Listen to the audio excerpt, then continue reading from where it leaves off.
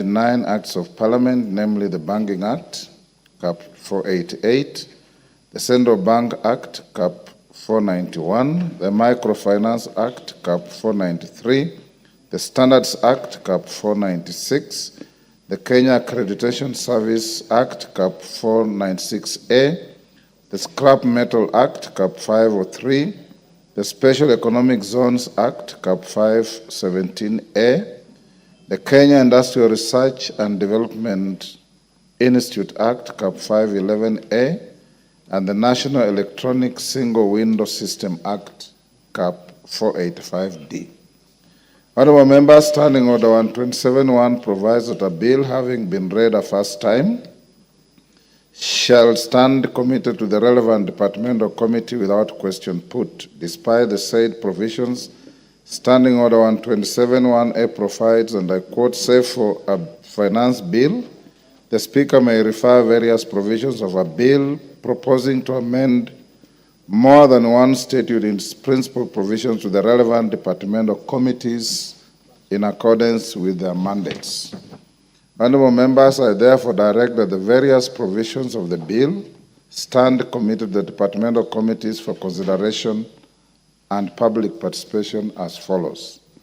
The Departmental Committee on Finance and National Planning will deal with the provisions of the bill relating to the Banking Act, Cap 488, the Central Bank Act, Cap 491, and the Microfinance Act, Cap 493C. The Departmental Committee on Trade, Industry, and Cooperatives will deal with the provisions of the bill relating to the Standards Act, Cap 496, the Kenya Accreditation Service Act, Cap 496A, the Scrap Metal Act, Cap 503, the Special Economic Zones Act, Cap 517A, the Kenya Industrial Research and Development Institute Act, Cap 511A, and the National Electronic Single Window System Act, Cap 485D. Honorable members, I further direct that the lead committee on this bill, for purposes of consolidating the portions, will be the Departmental Committee on Finance and National Planning. The two committees should move expeditiously and undertake public participation on their respective portions of the bill. Thereafter, the lead committee is expected to table a consolidated report in the House prior to commencement of second reading. Thank you. Next. Order number 3, messages.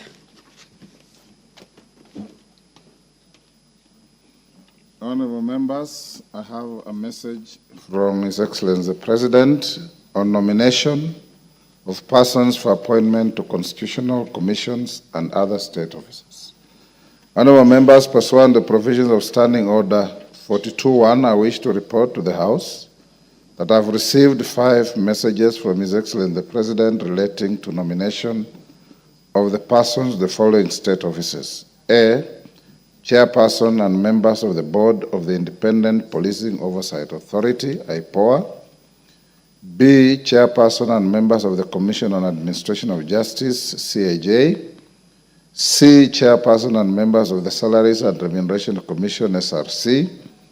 D, Chairperson and a member of the National Gender and Equality Commission, NGEC. And E, Second Deputy Governor of the Central Bank of Kenya. In the first message, His Excellency the President conveys that in exercise of powers conferred under Section 115 of the Independent Policing Oversight Authority Act 2011, as read together with Section 3 and 5 of the Public Appointments Parliamentary Approval Act 2011, he nominates A, Mr. Ahmed Isaac Hassan CBS as the chairperson of the board of IPOA. B, the following as members of IPOA board: Ms. Anne Wanjiku Mwangi, Dr. Micah Onyego Nyakego, Mr. Boniface Kipkemboi Samati, Dr. Annette Mbogo, Honorable John Mushiri Nyaga, Mr. Ken Williams Nyakyomita, and Ms. Jacqueline Lukalo Mwenesi. Honorable members, the second message. In the second message, His Excellency the President conveys that in exercise of powers conferred by Article 250 of the Constitution and Section 116 of the Commission on Administration of Justice Act 2011, as read together with Section 3 and 5 of the Public Appointments Parliamentary Approval Act 2011, he nominates the following persons for appointment to the respective offices in the Commission on Administration of Justice. Mr. Charles Orinda Dulo, Chairperson. Honorable Charles Njagwa Kanyi, Member. Ms. Dorothy Jemator Kimengich, Member. In the third message, His Excellency the President conveys that in exercise of powers conferred by Article 230 and 250 of the Constitution and Section 710 of the Salaries and Remuneration Commission Act 2011, as read together with Section 3 and 5 of the Public Appointments Parliamentary Approval Act 2011, he nominates A. Sami Chepkwony as the chairperson of the Salaries and Remuneration Commission, and B. the following as members of the Salaries and Remuneration Commission to represent various institutions as indicated. Ms. Jane Gataka Njage, a nominee of the Teacher Service Commission. Major General Retired Martin Kizito Ongoi, CBS, nominee of the Defense Council.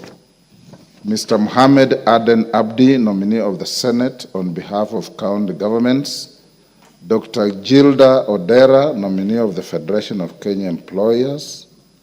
Dr. Geoffrey Apollo Omondi, nominee of the Central Organization of Trade Unions, KOTU. And Mr. Leonid Ashindu, nominee of the Association of Professional Societies in East Africa, APSEA. In the fourth message, honorable members, His Excellency the President conveys that in exercise of powers conferred by Article 250 of the Constitution and Section 116 of the National Gender and Equality Commission Act 2012, as read together with Section 3 and 5 of the Public Appointments Parliamentary Approval Act 2011, he has nominated Honorable Rehema Dida Jaldesa and Mr. Michael Mbithuka Nzomo, PWD, for appointment as the chairperson and member of the National Gender and Equality Commission, respectively. In the fifth message, honorable members, His Excellency the President conveys that in exercise of powers conferred by Section 13B of the Central Bank of Kenya Act Cap 491, as read together with Section 5 of the Public Appointments Parliamentary Approval Act 2011, he nominates Mr. Gerald Nyaoma Arita to the position of Deputy Governor of the Central Bank of Kenya.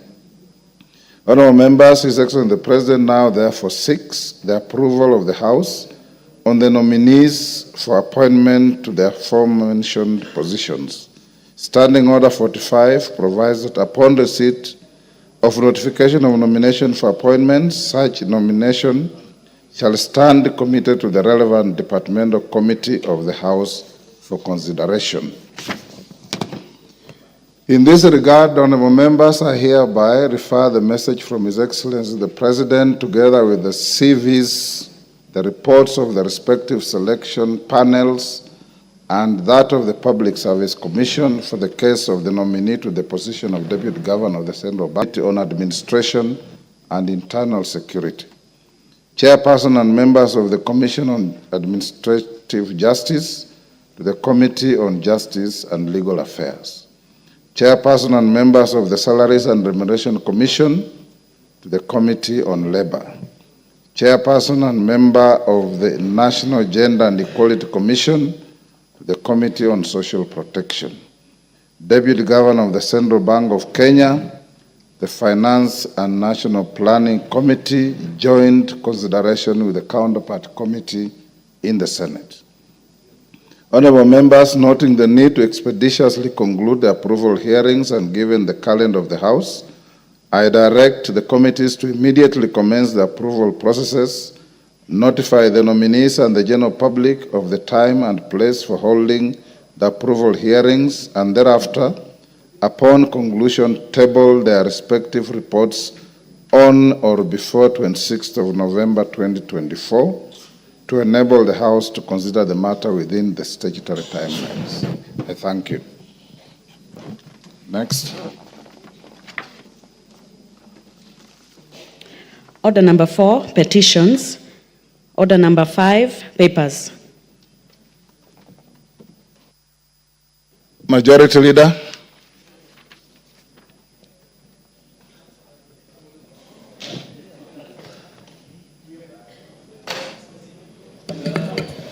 Honorable Speaker, I beg to lay the following papers on the table of the House today, Wednesday, November 13th, 2024, afternoon sitting. Reports of the Auditor General and Financial Statement for the year ended 30th June 2024 and the certificates therein respect of number 1, Affordable Housing Finance Project, IBRD, credit number 8958-KE, National Assembly. Number 2, Kenya Symbiosity Program, CEDA, number 51110060, Council of Governors. Number 3, ADB Africa Climate Summit Project, the National Treasury.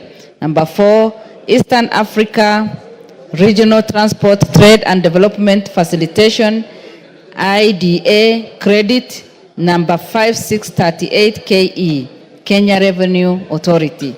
Number 5, Technical Support Program Financing Agreement number KE/FED/2009/2/021-421.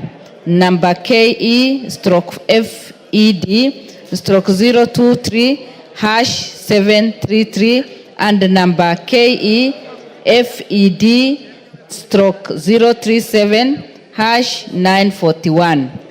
National Treasury. Number 6, Microfinance Sector Support Credit Project, credit number CKE/300401E and CKE/601001E, National Treasury. And number 7, National Information Platform for Food Security and Nutrition Project, credit number food/2017/393-022, Kenya National Bureau of Statistics.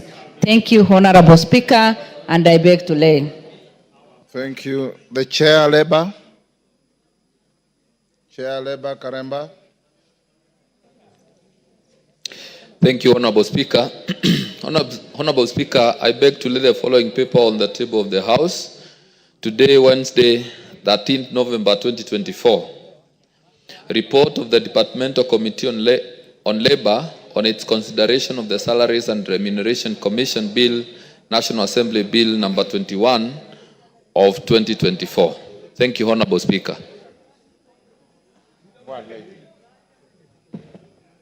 When it comes up to you, you let me know. Next, Chair, Education. Meli. As member for Luanda. Maungu is your assistant. Thank you, Honorable Speaker. Honorable Speaker, I beg to lay the following papers on the table of the House today, the Wednesday, 13th November 2024. Reports of the Departmental Committee on Education on its consideration of 1, the Universities Amendment Bill, National Assembly Bill number 38 of 2023. 2, the Basic Education Amendment Bill, National Assembly Bill number 59 of 2023.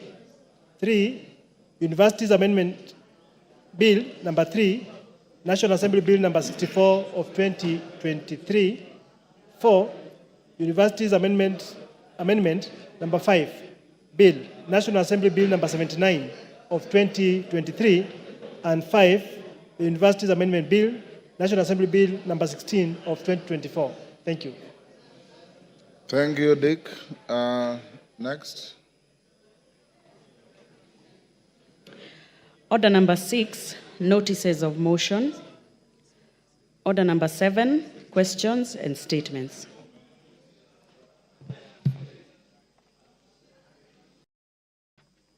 Majority Leader, is the Minister for Roads coming this afternoon? Okay, before we get there, let's go to order number 8. Yes, Oundo? Honorable Speaker, I don't know whose mistake it is.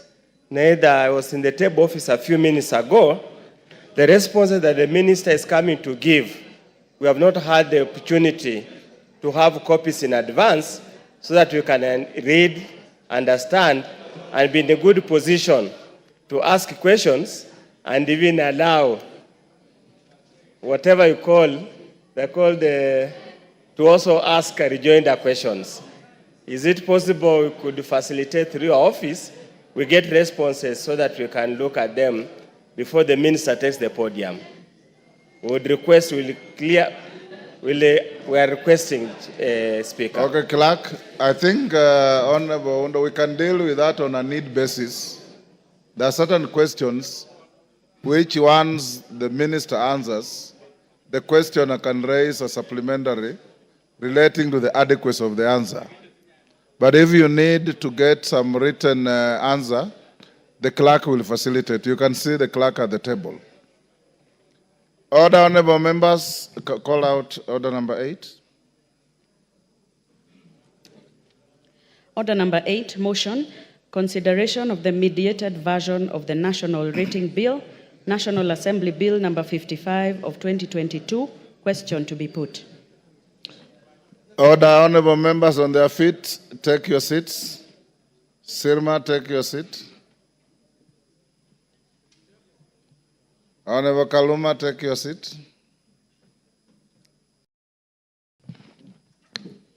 Honorable members, I now put the question at order number 8, which is that pursuant to the provisions of Article 113 of 32 of the Constitution and Standing Order 153, Order Ngong. Order. I repeat.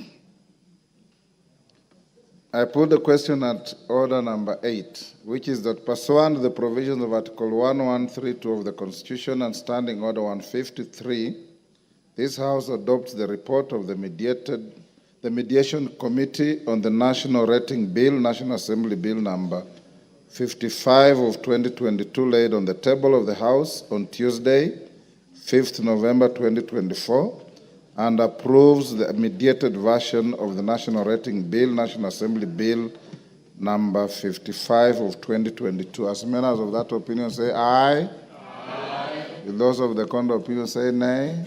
The ayes have it. We'll go back to questions. Do we have any request for statements? Yes. Honorable Namwar, you indicated that you're dropping your request for a statement, right? Most guided, Honorable Speaker. Okay, Majority Leader, Honorable Namwar tells me that the statement he was requesting was adequately dealt with by the visit of His Excellency the President to his county. So he's dropped it. Thank you for saving our time and acknowledging that your issues have been addressed. Let's go to questions now. Can you bring in the minister? Namwar. Yes. Thank you, Speaker. I have a pending statement that has not been resolved to date, Your Excellency, Your Honorable Speaker. See the clerks at the table or the table of office so that it can be put on the order paper tomorrow. There was a ruling that you had been able to make before regarding KWS issue with the fishermen in Sibiloi. You had resolved that we have a committee, some kind of a multi-sector committee to look at the issue, and up to date, the issue was brought in June. Up to now, when you had made a ruling, nothing has been able to be processed, Honorable Speaker. I advise you, Honorable Namwar, to see the clerk at the table so that they can bring to the attention of the Speaker. the issue that you are raising.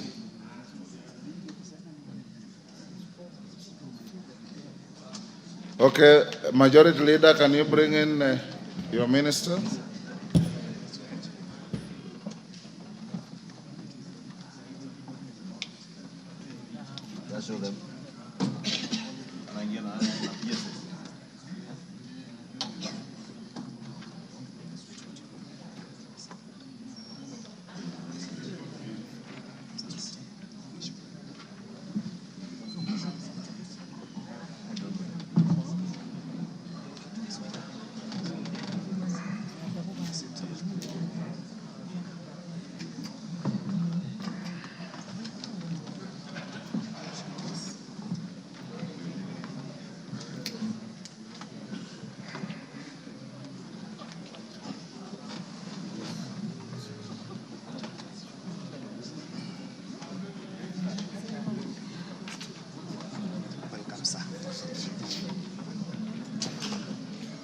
Honorable members, the CS for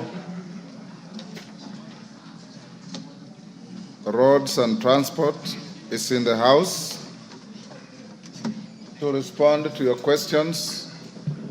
Clerk, I have received communication from two members, Honorable Kili Daniel Carrido,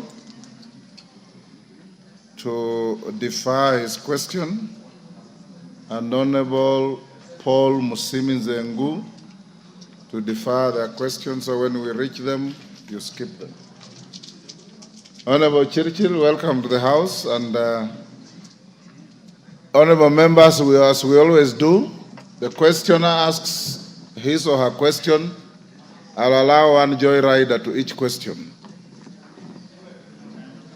Question 167 of 2023, Member for Baringo Central, Joshua Kandie. Joshua Kandie is not in the house. Pardon? You cannot stand in for him unless there's a written request to the Speaker. Question deferred. Question 168 of 2023, Member for Mwingi, that one is deferred. Question 178, Member for Kinango, the Honorable Gonzi Rai. Go ahead. Mr. Speaker, I beg to ask question number 178/2023.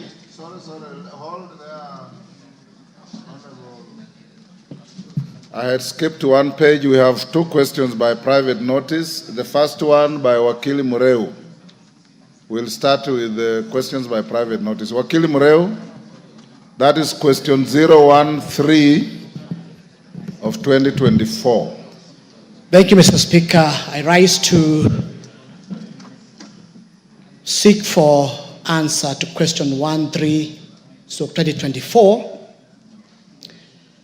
And I start with question number 1. Could the Cabinet Secretary provide the current status of any negotiations for a concession agreement between the government and the Adani Group regarding the management of Jomo Kenyatta International Airport?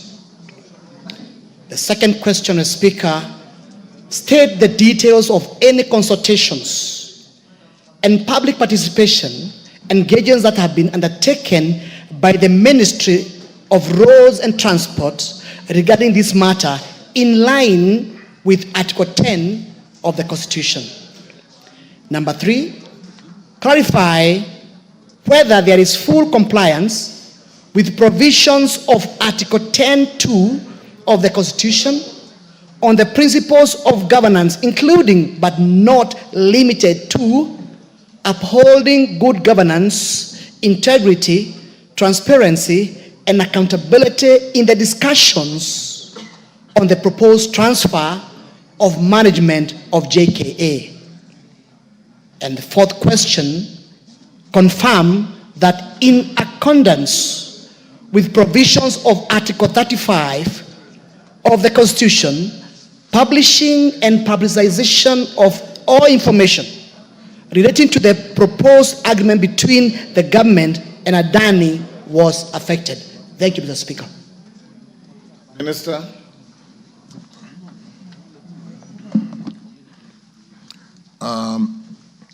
Thank you, Honorable Speaker, honorable members. I'm happy to be in the House this afternoon to respond to the various questions and to be quick and specific to Wakili Mureu's Mheshimiwa's question on Adani and whether to provide the current status of any negotiations for concession agreement.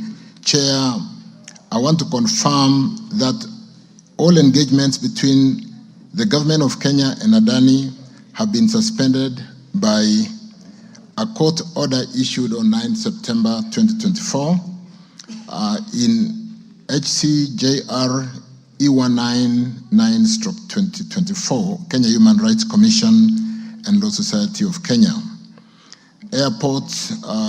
Kenya Airports Authority, and 4 others. The court issued a conservatory order prohibiting any persons from implementing or further implementing or acting on the privately initiated proposal for the development and operation of JKIA by Adani Holdings Limited, pending the hearing and determination of this application by the court. Therefore, Honorable Speaker, members, there is no concession agreement that has been executed between the government of Kenya and Adani. And as I answer the following questions, I'll be seeking to get the honorable members, Speaker, to appreciate the process of concessioning a PIP. And we will just stop midway ahead of developing and signing the concession agreement. And so we are going through the court process and using that as a public participation process to ensure that we do provide all the information and ensure that all Kenyans are fully appraised on this new investment platform that will bring in foreign investment and help us to grow some of our infrastructural that we need to develop. Honorable Speaker, on the members, on the second question, which is to state the details of any consultation and public participation engagements that have been undertaken. At the time when we got the halt, we had a program of stakeholder engagement, and we had already had formal engagement with the Kenya Airports Authority senior management stakeholders on the 15th of August 2024 at JKIA head office boardroom, which was properly scheduled. We'd had engagements with the KAA JKIA section heads stakeholders engagement meeting, which was held on 19th August 2024, also at JKIA Courage Rooftop Conference Room. We had JKIA staff engagement meeting held on 20th August 2024 at JKIA Presidential Pavilion.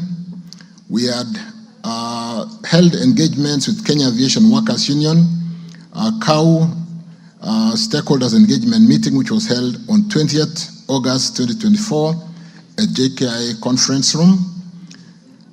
Kenya Civil Aviation Authority stakeholders engagement meeting, which we held on 26th August 2024 at KCAA headquarters. We'd also had engagements, Speaker, honorable members, with the Kenya Airways stakeholders engagement meeting held on 26th August 2024 at Kenya Airways headquarters Pride Center Embakasi. We had engagement with JKIA concessionaires, retailers, and all business owners engagements in a meeting we held on 28th August 2024 at Eka Hotel. We had engagement with Kenya Associations of Air Operators in a meeting held on 29th August 2024 at 4 Point by Sheraton Airport, Nairobi.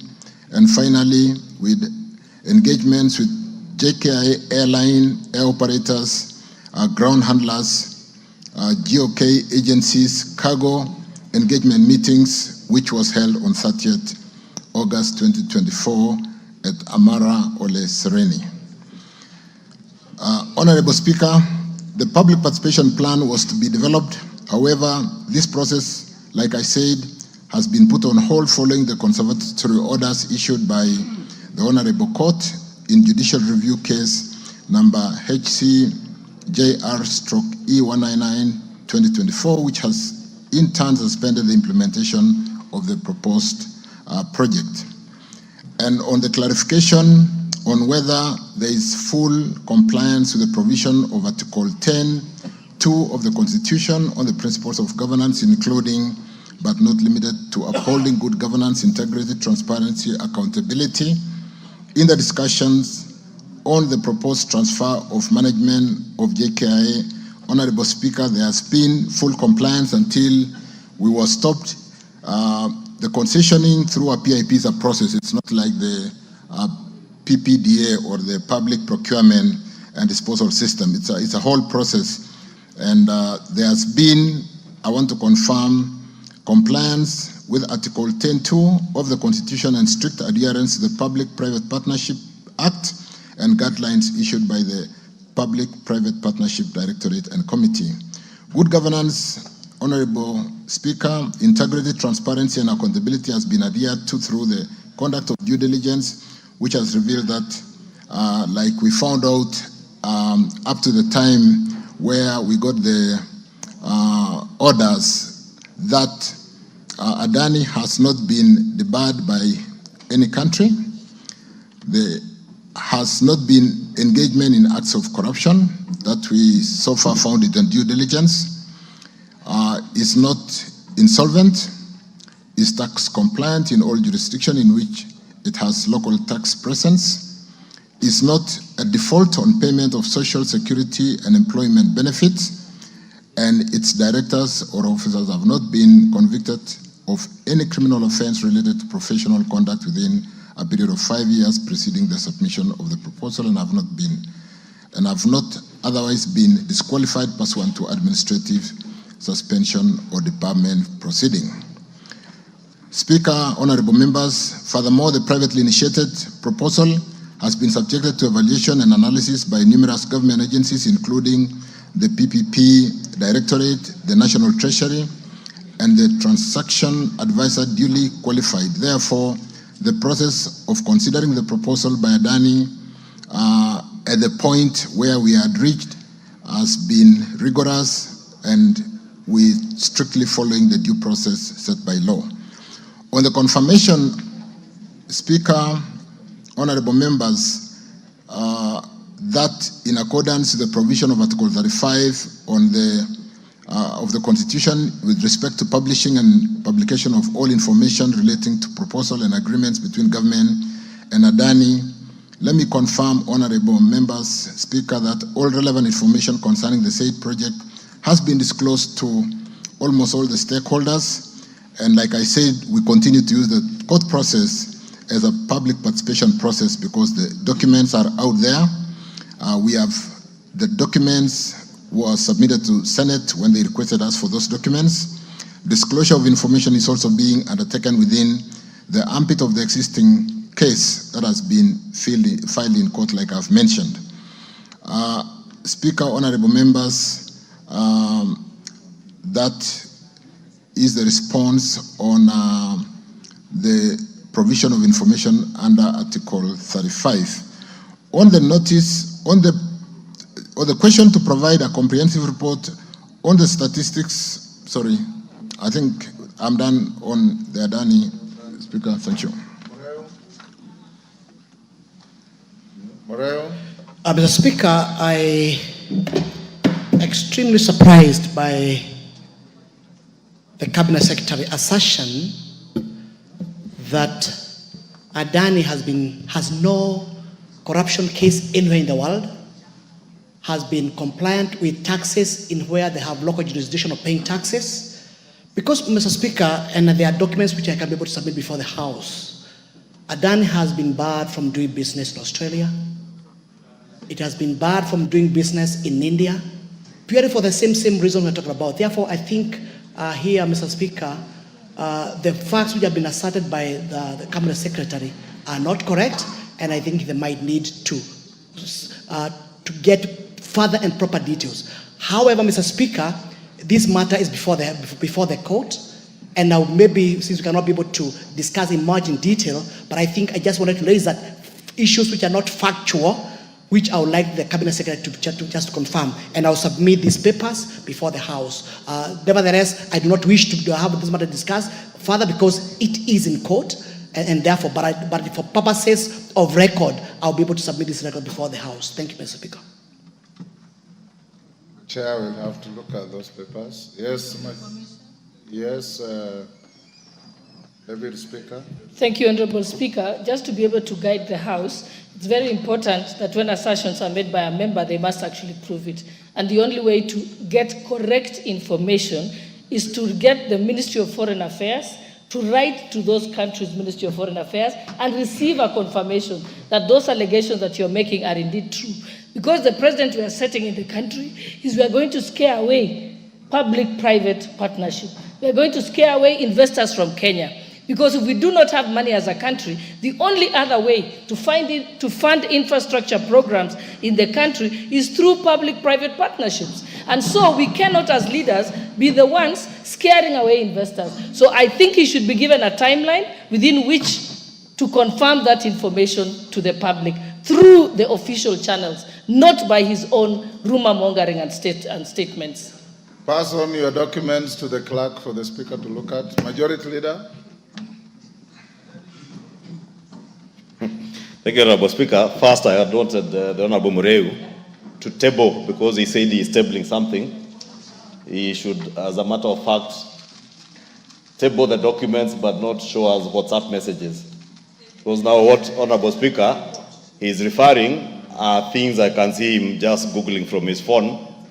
Honorable Speaker, you know, we cannot always treat this House as if we are... Order, Majority Leader. Honorable Mureu, you said, as a matter of fact, that you have papers. That he can table. But yes, I can see you walking to the clerk with your phone. So which papers do you have to table? Because even what is on your phone can be printed and be... Thank you, Mr. Speaker. I think electronic documents, we are at the age of information. And the only, Mr. Speaker, what I just need to do is to have it printed and give it to the clerk. That is exactly However, Mr. what Speaker, I have said. Yes, I have it over here. They have the report, Mr. Speaker. But, Mr. Speaker, I think it's important also, as you talk about the benefits of PPP, transparency is most important. This issue... Order, Honorable Mureu, you are now making a speech. I just told you, if you have documents, as you said you do have, if you have them electronically, go to the table office, print them, and table them for any member to look at. Yes, and it will not be at your cost at all.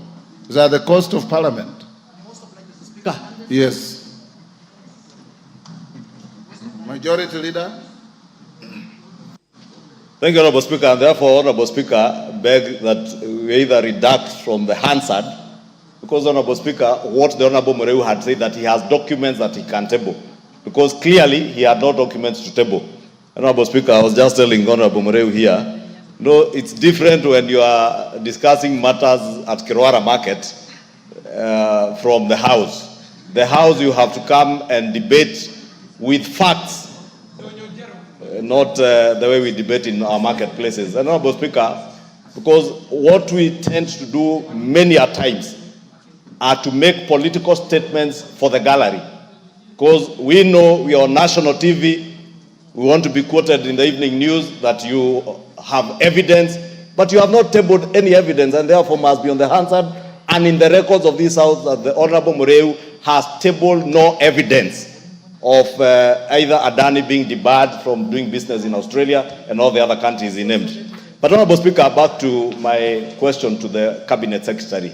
And I had wished that's what Honorable Mureu would dwell on, because the questions in the minds of Kenyans is that Adani Group was said to have initiated a privately initiated PPP proposal.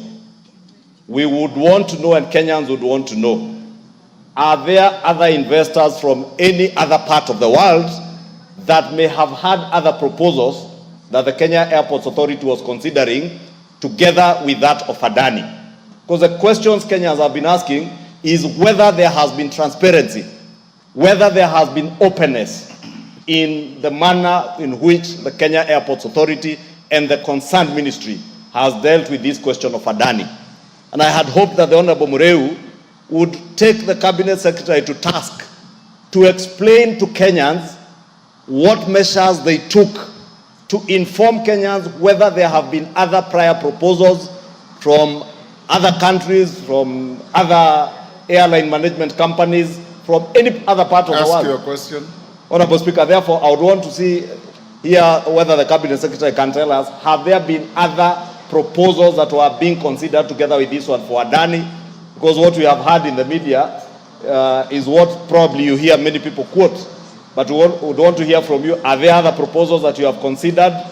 And this Adani one that you tell us now is in court. How far had it gone in terms of your engagements with Adani? Had it moved to the point where you are now discussing a concession, or are you just considering the PIP proposal from Adani? Thank you, Honorable Speaker. Oundo. Honorable Speaker, let me direct my question to the Cabinet Secretary.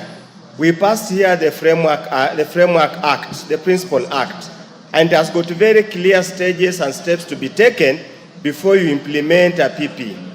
Probably the Minister could be gracious enough to tell us whether the entire steps that were proposed and contemplated in the Act were ever followed to the letter, to a point they even go to the point of almost signing the agreement, and whether the law was followed as provided for in the law and the regulations. Thank you, Speaker.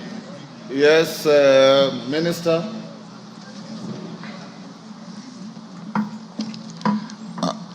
Speaker, thank you. Honorable Ichungwa's question is regarding whether we had another privately initiated proposal in respect to JKIA. Honorable Speaker, we do not have any other privately initiated proposal in respect to concessioning of JKIA. Honorable members, to run through a PIP, you will need to have done a feasibility study, and it is a serious submission. It is not a piece of letter. So when you submit a privately initiated proposal, it is a very well done piece of work, having looked at the whole scope of the proposal and what needs to be done. So with respect to that, honorable members, we do not have any other privately initiated proposal by any concessionaire in respect to Jomo Kenyatta International Airport concessioning. Or even under PPP, we don't. With respect to Oundo's question, Mheshimiwa Oundo, the PPP, like I said, is not, the process is articulated from the time when you submit. It goes through the due process in line with the PPP Act, which includes PPP approval by the PPP committee, project development phase and feasibility study, the evaluation process of the feasibility study report, the PPP committee approval of the feasibility study, the procurement of a technical assistant, and PPP committee consideration and approval of the negotiated outcome. And at the time when we got the court, when it went to court, we were at the time drafting and negotiating a concession agreement, looking at some of the technical issues like the return on equity, the debt equity ratio, the value for money, and so on and so forth. So that is where we were. But like I said, we had also gone through the due process and we were about to finalize the public engagement. So, honorable members, that is when we got the orders, and like I did indicate, we are using this time to ensure that we communicate and we do provide information to Kenyans. Thank you. Thank you. Yes, Basil. Thank you, Speaker. My supplementary is actually tied to what Ondo asked. Can the CS tell us whether JKI was operating at a loss for it to be considered for privatization?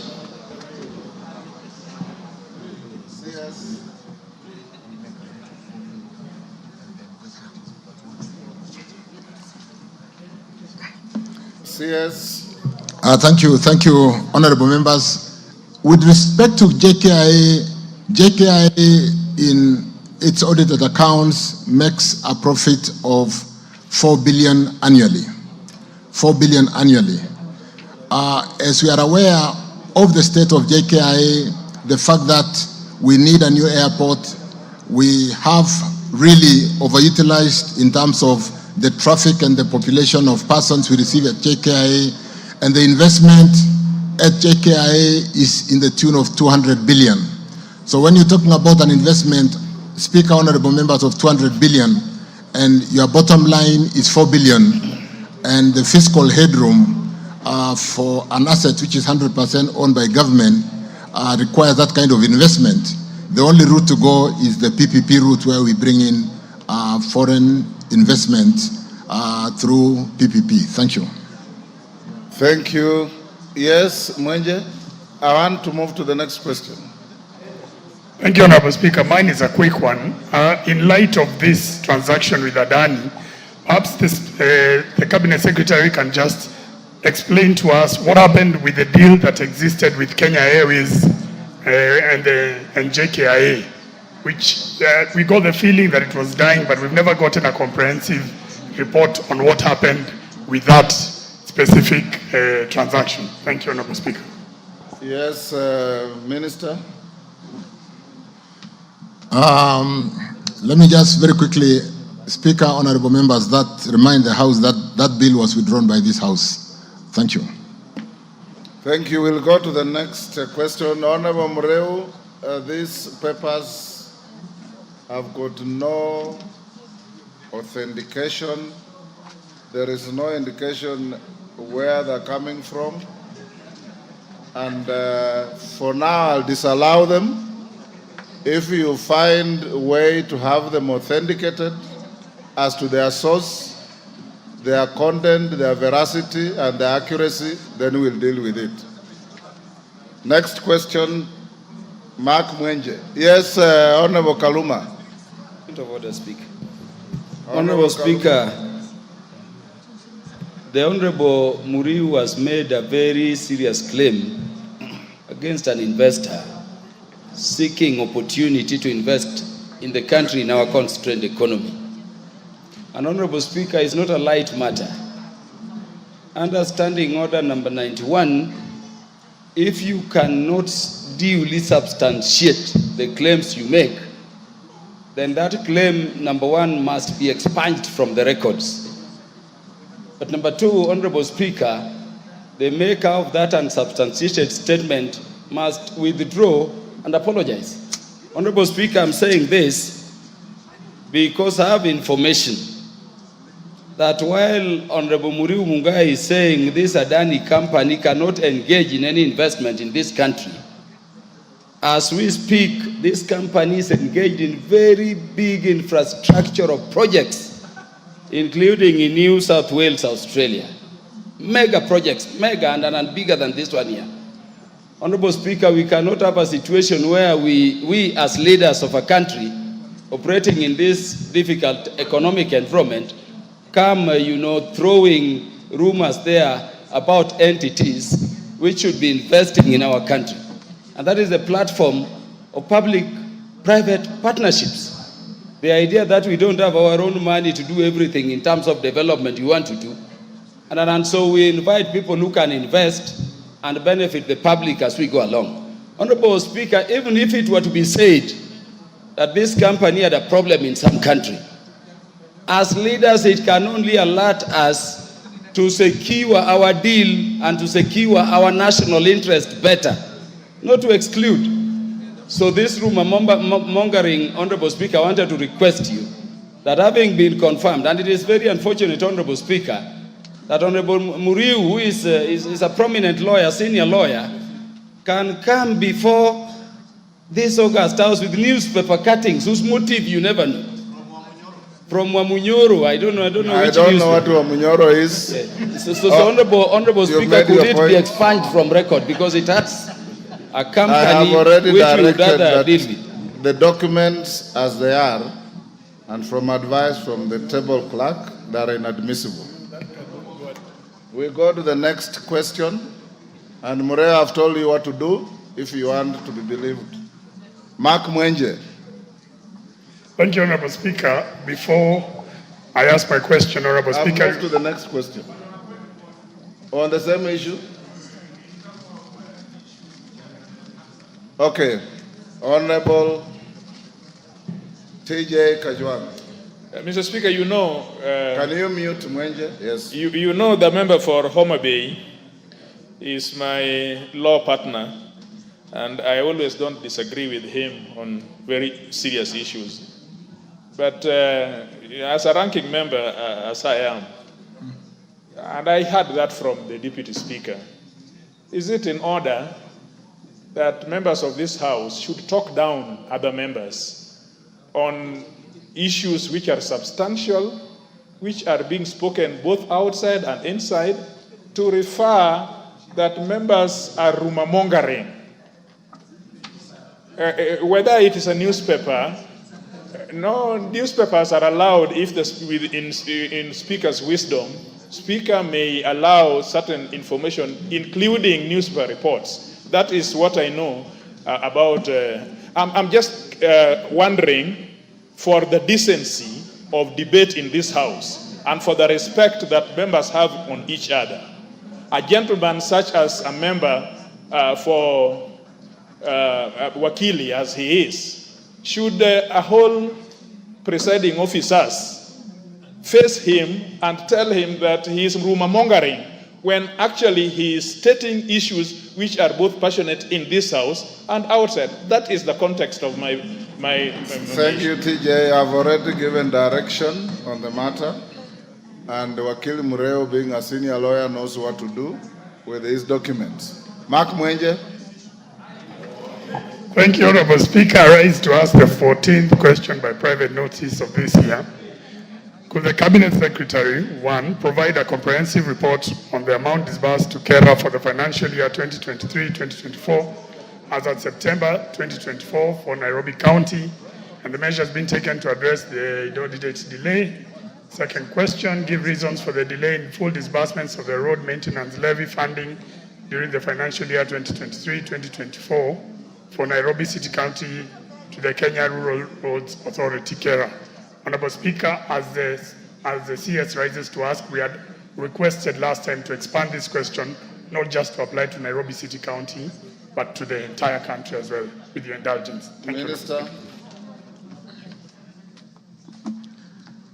Honorable Speaker, allow me not to repeat the question, but to respond that Kenya Rural Roads Authority, KERA, received a total of 42,101,040 Kenya shillings per constituency, countrywide, under the 22% RMLF.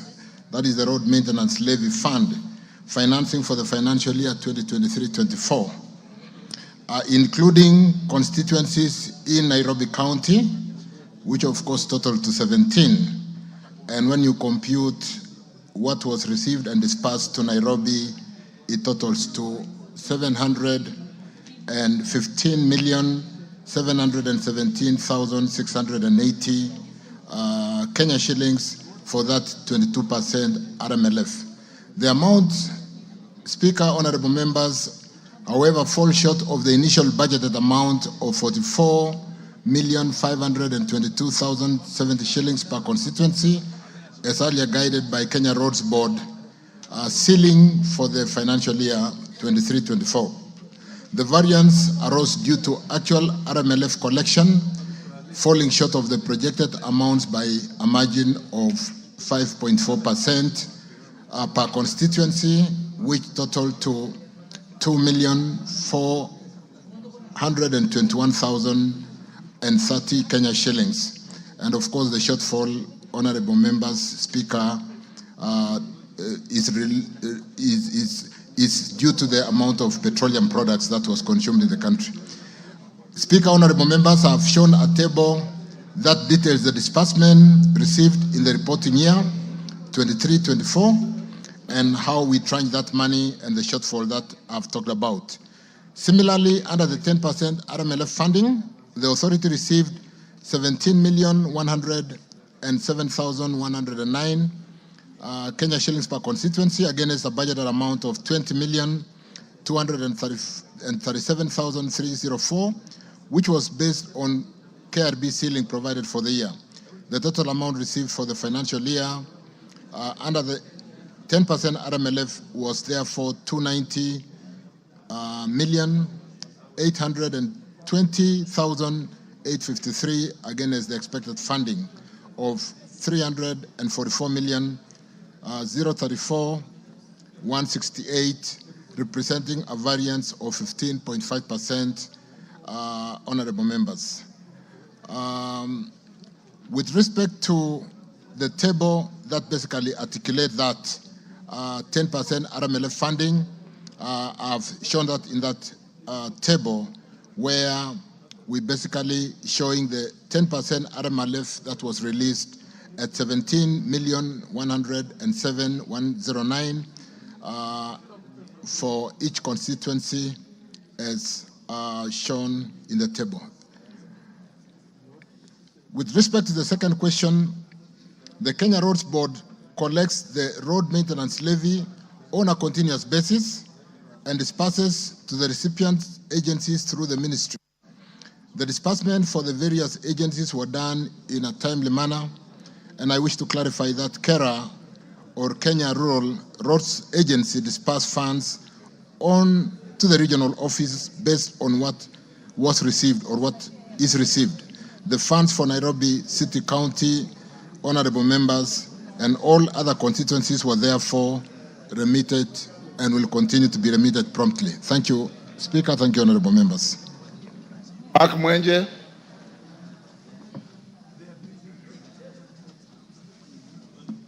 Thank you, Honorable Speaker, and I thank the Cabinet Secretary for his response. Honorable Speaker, my follow-up is basically that these amounts for KERA have consistently been reducing. The fact that our committees went to the ground and budgeted even for these savings that were going to occur. Honorable Speaker, then how can the Cabinet Secretary guarantee that this will not repeat itself in the subsequent financial years, especially considering that the reduction that occurred and the notice that came out gravely affected projects that were going, contracts who had already committed to certain projects, and that means they are incomplete works that will remain as a result of the reduction of funds caused by the revised ceilings. Thank you, Honorable Speaker.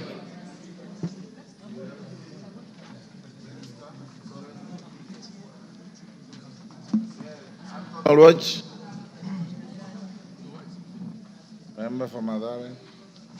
Give Anton Lodge the mic. Thank you, Honorable Speaker. Let me make this follow-up question to the CS. What is the legal mechanism by which a ceiling which has already been committed to constituencies, work plans already done, and already some activities and advertisements being undertaken, how can the roads levy fund, based on alleged reduced earnings, then be able to ask constituencies that they will not be able to undertake these processes? I have a case in my constituency where based on the savings that are now unremitted, we did a road up to 80% of it and is now at a standstill. Is there a legal mechanism by which you can be able to fall back and say that these were your ceilings, but we have now not collected enough? I think the minister should be able to come clean to avoid putting constituencies in roads that are being done to a certain extent and now will be left undone as white elephants. Thank you. Dr. Mutunga. Minister will take. Thank you, Honourable Speaker. Honourable Speaker, my supplementary question is around the same money committed to pay for contracts that had already been issued. Honourable Speaker, I have a case in my constituency where a road was estimated to be done at around 4 million, and only 3 million was available. Then I go back to the apportionment of the money and the decisions made when the reductions were done. Did the ministry not take into account that committed money is already incurring a debt and therefore make provisions for this even as the reductions were to go on? Was that taken into account, Honourable Speaker? Thank you. Owundo. Speaker, I think this issue of the 22% and 10% is now becoming a thorn in the flesh. Honourable Speaker, once the works are complete, assuming the entire disbursement was made, once the works are complete, there is what we call savings.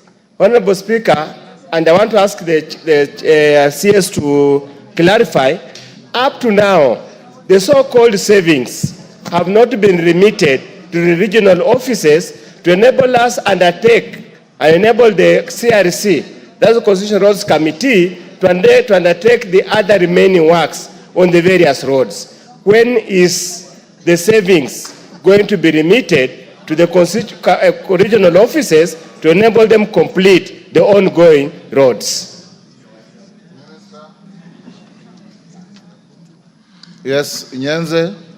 Let's take one more from Edith, then you answer. We got the next question. Thank you, Mr. Speaker, sir. Mine is a question, a supplementary question on Kera roads again. There was an advertisement which was done on the 22 and also 10% roads, I think about 2 weeks ago. Then after that, it was withdrawn. They say they have suspended that advertisement. And the advertisement which had gone out actually did not have the names of the constituencies. They did not even give us, as the members of parliament, the amount allocated. And in some instances, you are having a road which is touching on 2 constituencies. So you can't tell this belongs to my constituency or to the neighboring constituency. So my question is, why was this advert suspended? Thank you. Yes, ma'am.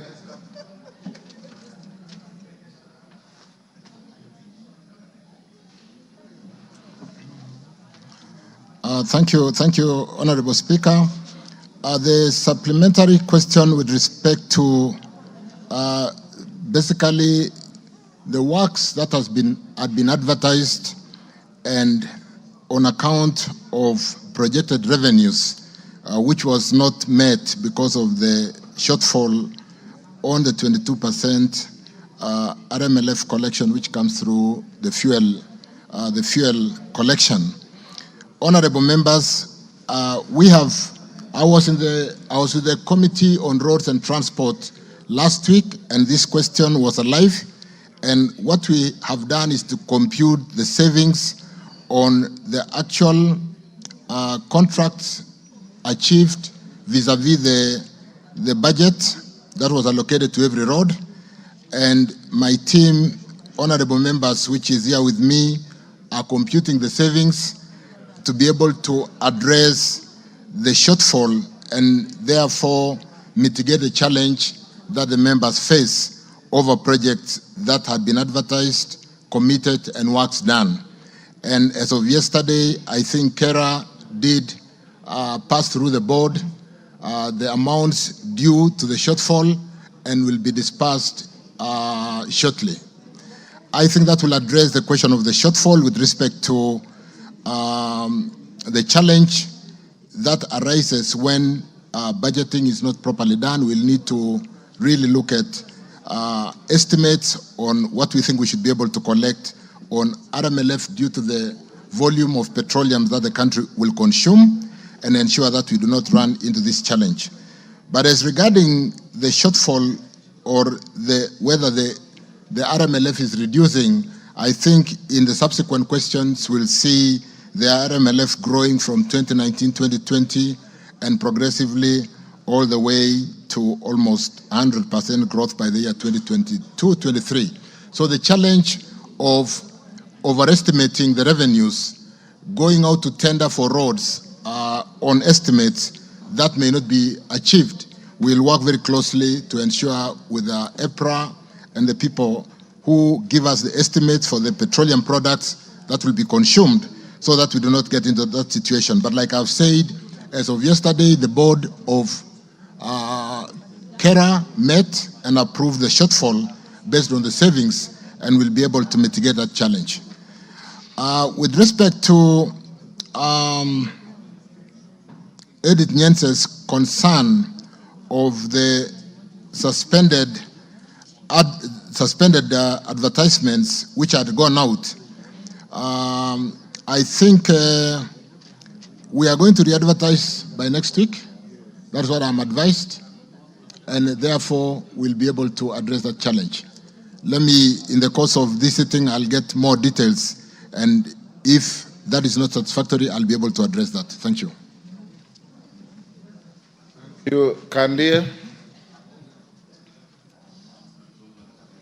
Thank you, Honorable Speaker. I rise to ask question number 167 of 2023. Could the Cabinet Secretary explain the criteria used by Kenya Road Sport to determine the amount of funds to allocate to each constituency? 2. Could the Cabinet Secretary provide a detailed analysis of monies that Kenya Road Sport has dispersed to all the 290 constituencies from the year 2019 to 2023? 3. Could the Cabinet Secretary provide a comprehensive list of roads each of the 47 counties that Kenya Road Sport has allocated monies to in the recent past? Thank you, Honorable Speaker. CS. Thank you, Mr. Speaker. Thank you for the question, Honorable Joshua Kandia. Honorable members, Section 6 of the Kenya Roads Board Act number 7 of 1999 lays out how the Roads Maintenance Levy Fund, RMLF, is allocated to the road agencies, more specifically Section 6, 2D1 and 2 of the KRB Act, that's the Kenya Roads Board Act, stipulates the following allocation to constituencies. 22%, honorable members, which shall be deposited into a special bank account to be called Constituency Road Fund Account, to be maintained by every constituency of the allocated funds, and is allocated equally to all constituencies in the country and to be administered by the Rural Roads Authority.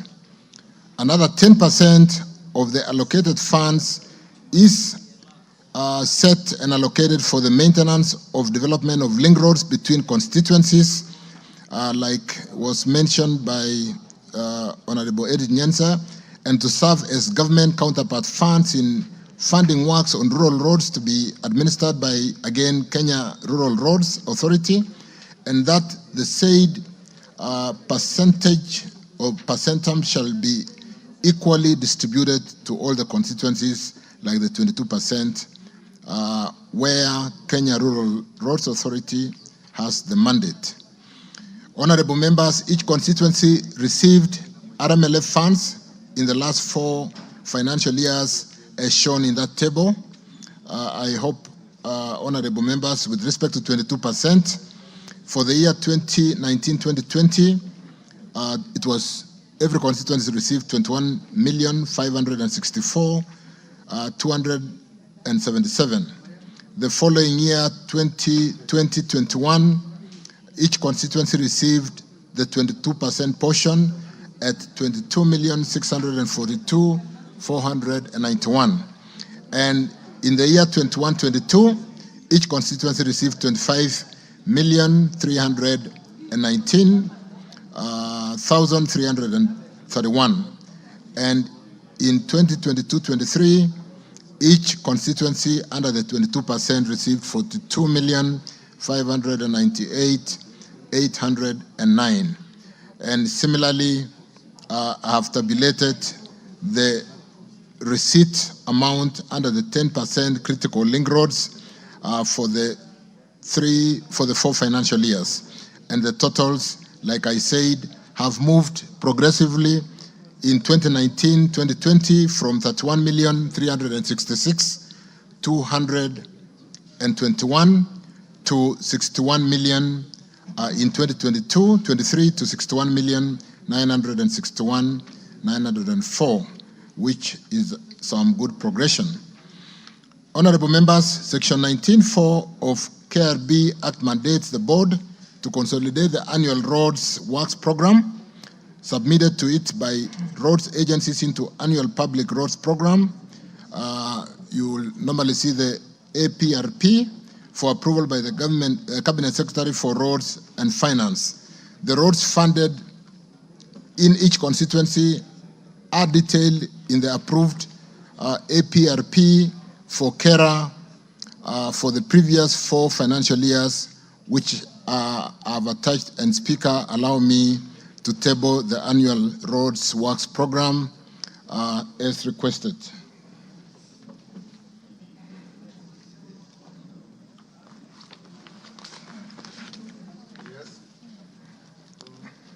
This is the annual roads program, both from the year 2021-22, 2019-2020, 2020-2021, 21-22, and 22-23, with all the annual work programs. Thank you.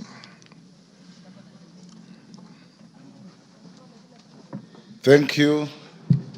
Honorable members, honorable members, before we go to the next, Honorable Elisha, order. Honorable members, allow me to acknowledge in the Speaker's gallery 2 very distinguished ladies from the East African region, the Speaker of the Parliament of Uganda, the Honorable Anita Among, otherwise known as AAA, and the Honorable Speaker of the Parliament of the United Republic of Tanzania, Dr. Julia Acton, who is also the President of the IPU. The 2 speakers and speakers from other East African community states, Rwanda, Burundi, Republic of South Sudan, Somalia, and DRC are in Kenya attending a meeting of the Bureau of the Speakers of the East African Community, chaired by yours truly. And we have had a wonderful meeting this morning. Among other things is the expansion and integration of the people of the East African region in truly fostering free movement of people, goods, and services, moving towards monetary union and broadening the integration of our region. On your behalf and on my behalf, I welcome the 2 speakers to the gallery of our Parliament. Yes, Millie Odhiambo, 1 minute. It was me, sir. Thank you, Mr. Speaker. On behalf of the delegation of the IPU in Kenya, I just wish to congratulate our president. And Kenya played a very significant role in ensuring that she was elected. And also on behalf of the women of this parliament, we are very proud when we see women speakers. And we are looking forward to the next speaker, we don't want to remove you, but the next woman speaker sitting there. So we are very happy to have them, and welcome to Kenya. Thank you. Both of them are known to me, and I'm very happy to see them both. They are women, all right, but they are speakers out of their competence, beyond the agenda. KJ?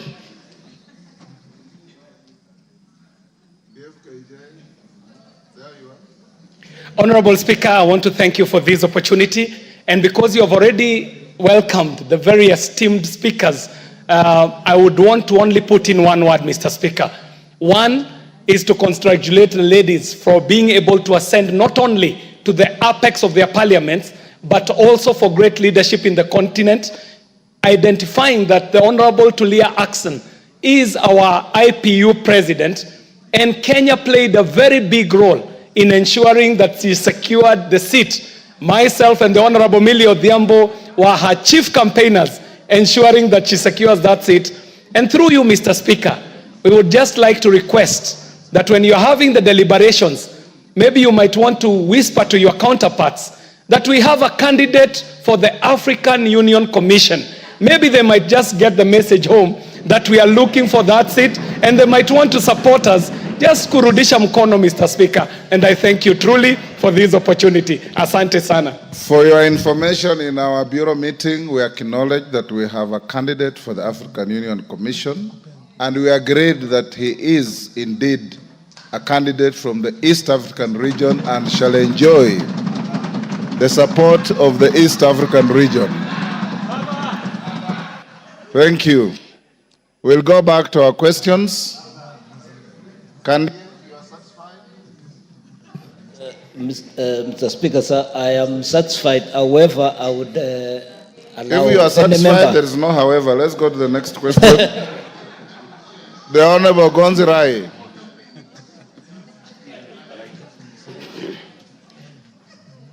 Mr. Speaker, I rise to ask question number 178/2023 and says, could the Cabinet Secretary explain why Kenya National Highway Authority, KENA, issued demolition notices against the Mackinnon Road Trading Center buildings approved by the Kwale County Government in 2020 and constructed away from the Mombasa-Nairobi Highway into brackets A109 Road Reserve as clearly depicted on the approved map of the highway. 2, explain why owners of the buildings purportedly earmarked for demolition by KENA were not involved prior to the issuance of the demolition notices and clarify whether they shall be compensated before such demolition if the ministry plans to expand the highway. 3, provide copies of updated maps, if any, illustrating the changes done to the road reserve dimensions of the Mombasa-Nairobi Highway into brackets A109. Thank you, Mr. Speaker. CS. Thank you, Honorable Speaker. Thank you, Honorable Konzirai. On this particular one, Honorable Speaker, Honorable Members, the notices were issued because the buildings were within the road reserves as marked through the road reserve boundary posts that were installed in the year 2018. I have got prepared an appendix 2, which, like the Honorable Member Konzirai did request, which will show that we did indeed mark the road reserve area, and we have a document that I will table to basically confirm that. The markings were installed under the project for rehabilitation of Bajuma Gate, Majia Chumvi Road, which was completed on 28 February 2018. The notices, Honorable Member Speaker, of encroachment were issued to 58 entities at the Mackinnon Trading Center on 2nd February 2023. And there are no current plans to expand the highway. However, the road reserves have been marked using concrete boundary posts since 2018, and the owners have been aware of the boundary. The ministry does not compensate honorable members for demolition of structures that are encroaching on the road reserve. Since issuance of the notices, some entities have removed their structures while others continue to encroach. And in my appendix 2 also, I've shown one entity that, after engaging an advocate to contest the notice in writing, later to Kenya for that matter, later demolished the encroaching building and put up a new building that observes the road reserve boundaries. That is also in a document that let me wish to table to show those details as requested by Honorable Konzirai. On the third item, a planned and profile drawing for the project for rehabilitation of Bajuma Gate Majia Chumvi Road, indicating that at the time of design, a section of the building were identified to be within the road reserve has been provided for ease of reference. I thank you. Allow me to table the annexure or appendix to basically assist us to appreciate. Go ahead. Thank you. Konzirai. Mr. Speaker, what the minister is actually telling us could have some truth, but the question I'm asking is about Macnan Road, because the allegations about the houses which people actually removed the structures was in Taro. This road we are talking about is 57 kilometers. And I'm talking about Macnan Road Trading Center, where sometimes last year, I took the former Minister for Roads and Transport to that particular area.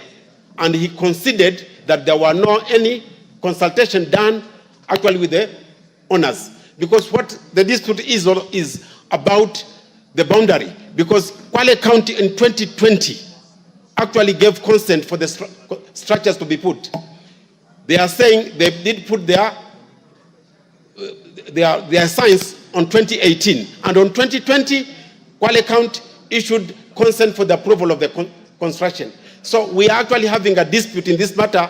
That's why we went to court.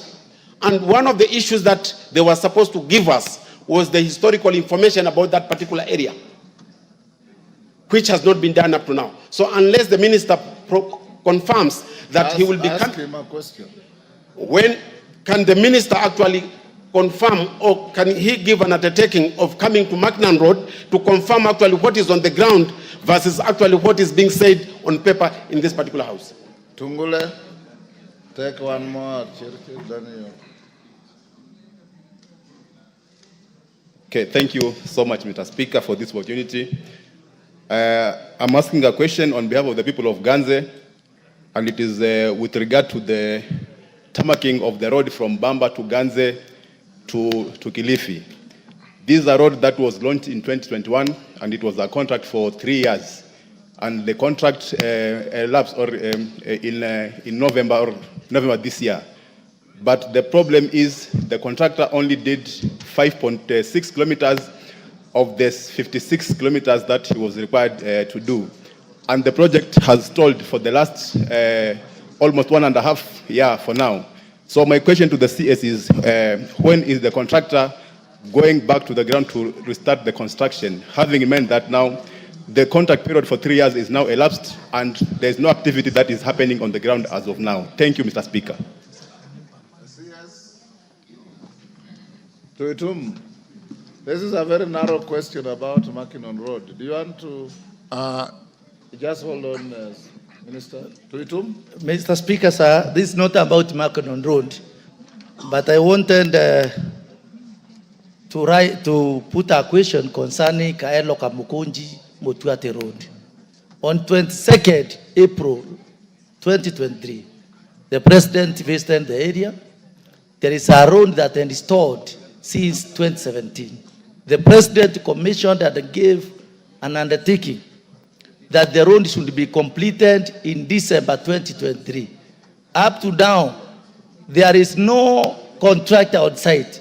And these are the things that are making this government to be unpopular. Mr. Minister, what are you doing to make sure that that road is completed? It's almost 2 years now after the President commissioned and gave an indication that through the ministry, that road should be completed. Why don't we have a contract on the road? And when is that road going to be completed? Minister.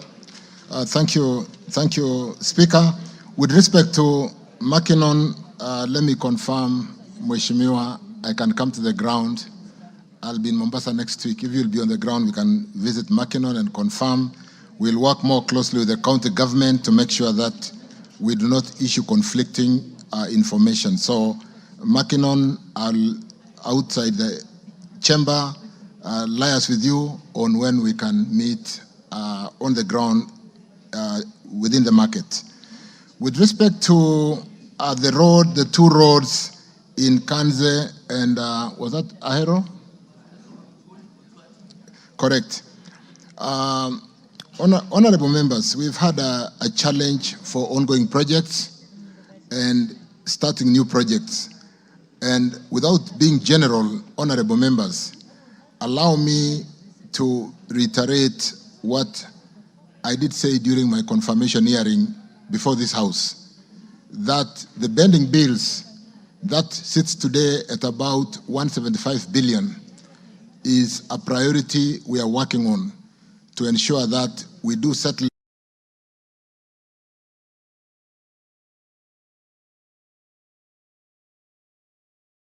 to this House for supporting us to raise the 7 shillings under the road RMLF, which we are quite advanced in the process of securitization, and that will allow us to get all contractors back to work. I do know that in the many questions that will follow, the concern on contractors vacating works and abandoning sites is something of concern. And therefore, even as we work on the pending bills and getting back the contractors back to work in a very short while, I want to confirm that we also have to be very vigilant on how we bring in new projects. Because it's one thing to start a project and 10 years down the line, we are unable to pay for bills. Honorable members, we will work together more closely in really ensuring that the budgets, appropriation, and the printed estimates that you do give us do address some of those directives that are given by leadership so that together we can ensure that we develop this country and, more importantly, equitably. So let me confirm, honorable members, particularly with respect to those roads, that we can look at, let me look at the current, because there were supplementary questions, let me look at the printed estimate and see the provisioning of, on the printed estimate, how they have been covered. But even if they have not been covered, I would like to sit down with the two honorable members and look at those two particular roads. In light of the fact that there were directives from leadership, we should be able to see and find a way on how to accommodate. Thank you. Question 013 of 2024, Ojambo Undo. Thank you, Honorable Speaker. Allow me, I beg to ask the following question to the Cabinet Secretary for Roads and Transport. Could the Cabinet Secretary, number 1, provide the status of the Matayos Ganjala Nahasiko Nangina Road that was tendered under 10,000 kilometers low-volume sealed roads and was reported to be under procurement, adjudication, professional opinion as at the commencement of the financial year 2017-2018. Number 2, provide an update on the proposed Lake Victoria Ring Road project, and particularly the implementation of the Gazette Notice number 2056 of 25th February 2022. Thank you, Honorable Speaker. The Waziri. Thank you, Speaker. Thank you, honorable members. Again, the question from Honorable Dr. Oundo with respect to this road in Funyula, Matayos. Let me state as follows, honorable members, that the Matayos, Kanjala, Nakashiko, Nangina Road was among the roads tendered in the financial year 2017-2018 under the low volume seal roads program. However, the road failed to attract bidders at that time, and the ministry through KERA was consequently unable to proceed with the proposed works. The road failed to receive budgetary allocation subsequently in the subsequent years to date. However, routine maintenance on the road to ensure it remain motorable is undertaken. The government is currently prioritizing completion of ongoing and incomplete projects, like I said in my previous statement, and settling of the significant pending bills to contractors from certified road works countrywide. And as a result, honorable members, the ministry shall prioritize the construction of this important road once the foregoing is achieved and funding is made available for its construction, following which the road shall be tendered afresh. But let me also just request the member that we can sit down. It doesn't look fair that a road had been tendered and subsequently not funded, and we can see how to prioritize that road. Honorable members, a list of projects affected person was submitted to the National Land Commission. The gazettement of notices of intention to acquire private land affected by the project on behalf of Kenya was completed through Gazette Notice number 2054 of 25th February 2022. However, issuance of notices of intention to acquire to persons affected by project or PAPs and inspections of the properties for valuation purpose has not been carried out. The ministry through Kenya is committed to executing the exercise as soon as funds are available. And again, let me undertake to follow up and ensure that this is done soonest. Thank you. I think it's as clear as that. Do you have a supplementary? Speaker, it is heartening for the minister to acknowledge that people of Matayos and Funyula constituency have been unfairly treated, unfairly and discriminated against by the subsequent regimes. And so it's encouraging to say that you look at it, and I hope when I saunter and go to his office, he will not lock me out and let me wait for 3 hours, yet I'm supposed to come and give quorum in this house. But Honorable Speaker, I also just want to draw his attention that at one time on 9th March 2021, the then Cabinet Secretary, Honorable James Masharia, clearly indicated the project will be prioritized in the financial year 2021-2022. It's again very unfortunate that again the goalpost has changed. Now the funds are not available, but I'm encouraged by the statement, and I will walk into his office now that truly, as Speaker, you are my witness. If the doors are not open, I'll come and stand on top of your desk to ensure that he opens for me his doors. Thank you, Honorable Speaker. Thank you. Next, those are just kind comments. Minister, you don't have to respond. Question 069 of 2024, member for Westlands. Thank you, Honorable Speaker. Honorable Speaker, I wish to ask the Cabinet Secretary the following questions. Could the Cabinet Secretary provide details of the approved design of Wayakwe, including the road profiles, all road signages, road lightings, service lanes, and pedestrian walkways and crossings, and clarify whether the ongoing construction works on the named road are being carried out in accordance with the approved designs. Question number 2, to state timelines for completion of the Kangemi and Ntumbuini overpasses and restoration of access roads destroyed during the constructions.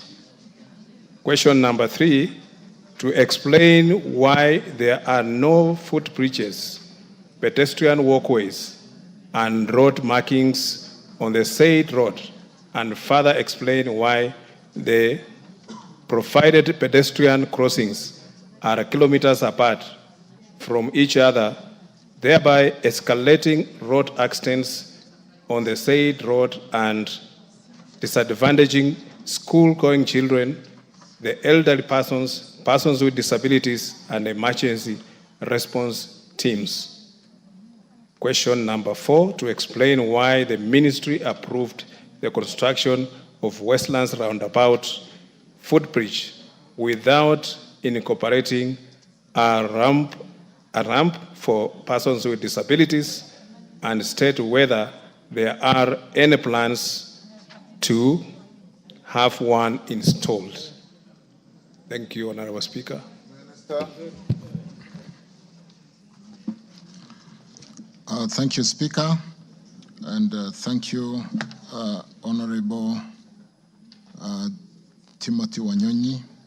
On this particular question, allow me again, Honorable members, Speaker, to go straight to the answer to the question.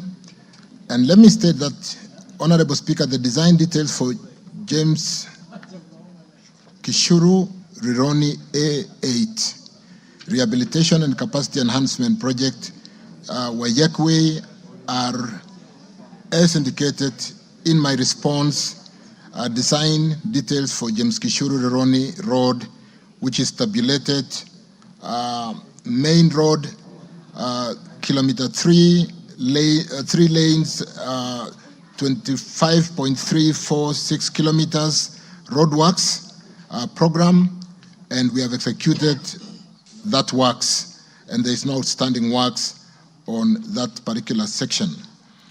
On the second area, which is the lanes on both sides, right and left-hand side, the 38 kilometers program, we have only executed and worked on 6.384 kilometers, and there is outstanding 31.616 kilometers. That is works outstanding at about 83%, still quite significant.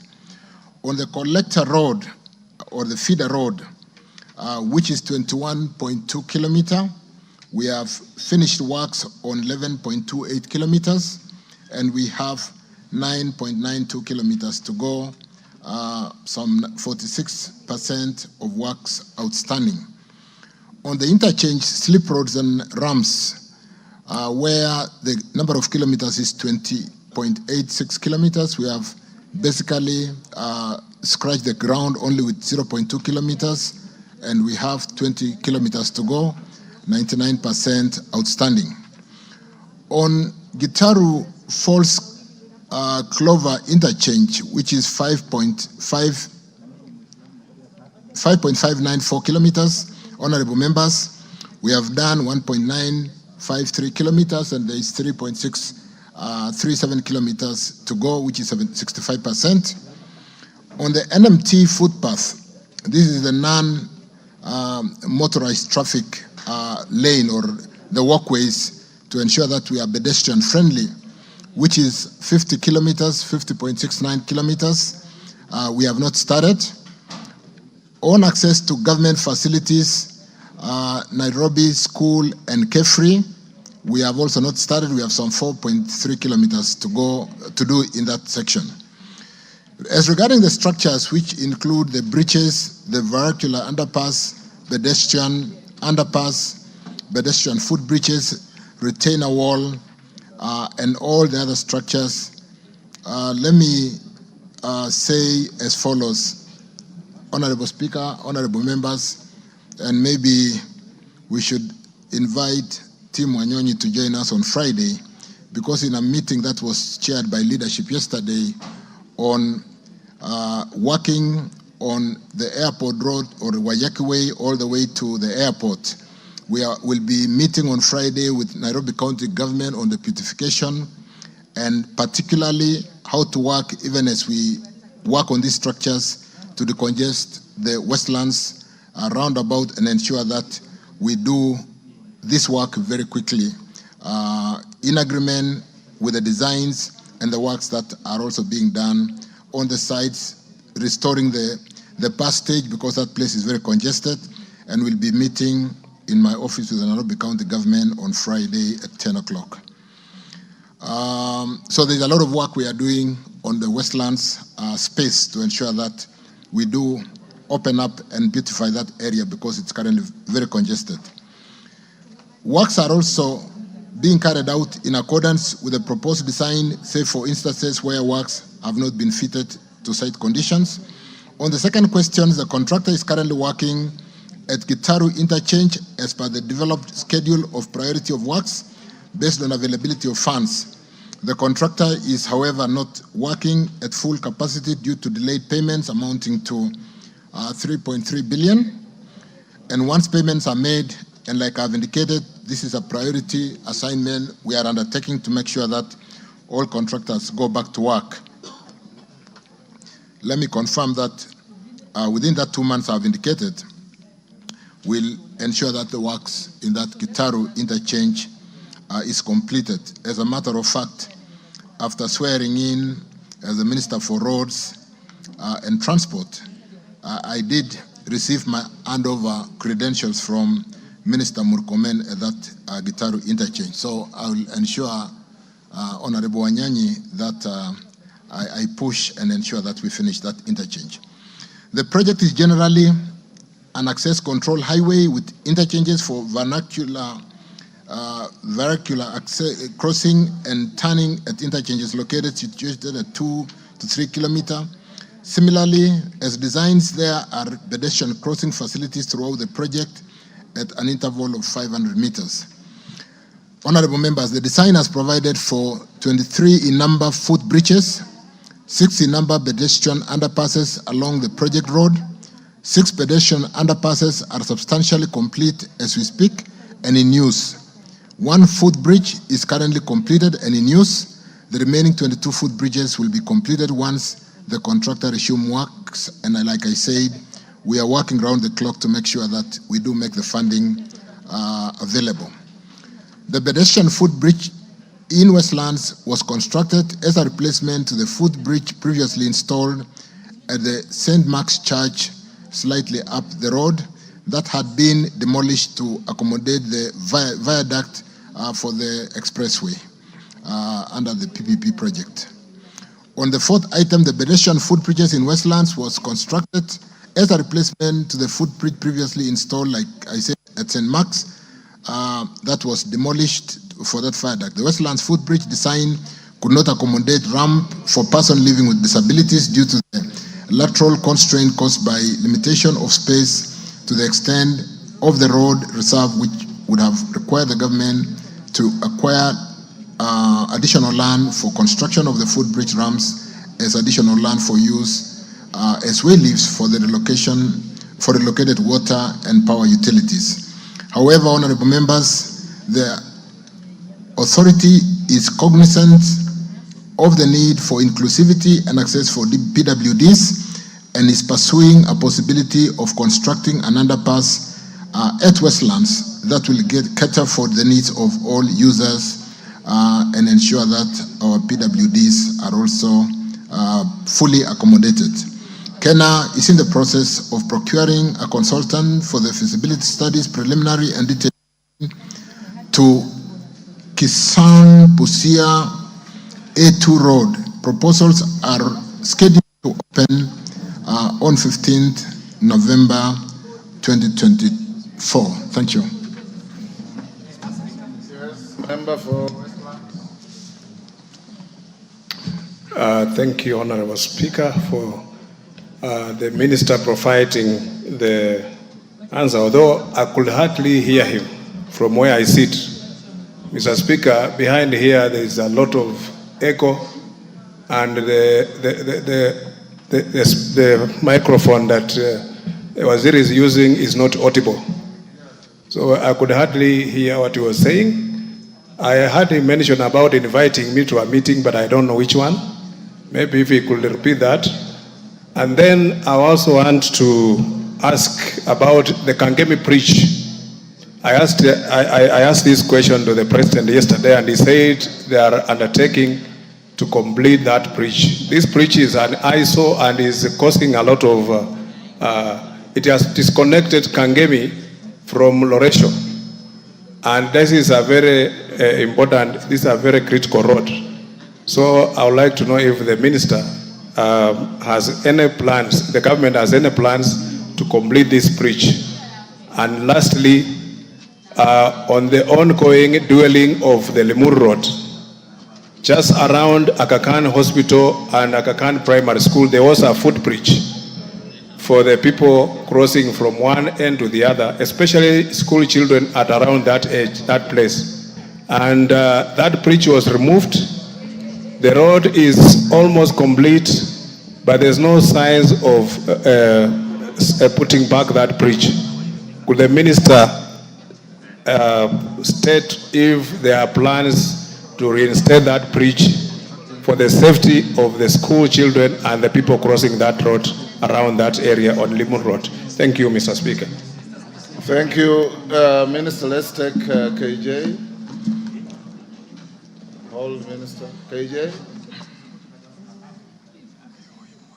Mr. Speaker, I thank you for this opportunity, and I also want to thank Waziri Chirchir for the attempt to address these issues. Mr. Speaker, the Honorable Minister has talked about the situation in Westlands. He has also given an assurance to the Leader of Majority that the work at Getaro Bridge shall be completed within 2 months. Sandwiched between these two constituencies is a constituency called Dagoretti South constituency. And we have a very precarious situation at Odhero 87, the bridge that is crossing over Waiyaki Way, which is now a dangerous spot for motorable traffic, for borders and people on foot. In fact, the accidents that have been happening there are so gory. I hope they have been reported to the ministry. And the question, Mr. Speaker, is the ministry in the interim having any plans for any mitigation works as we await the mega works to one, make the bridge motorable so that it can depopulate the traffic coming all the way from Karen and the traffic that is coming from Gong Road? And secondly, when do we expect to see the proper completion of this bridge at Odhero 87? The second question, Mr. Speaker, has to do with the works on Naivasha Road, which are also connecting to this work. The works that are the interchange at Agoreti Corner and the dualing of Naivasha Road. What plans does the ministry have on these very critical projects that would help decongest Ngong Road and connect all the traffic that does not have to go into the city to be able to offload onto Naivasha Road and connect onto the Waiyaki Highway? Mr. Speaker, I truly thank you.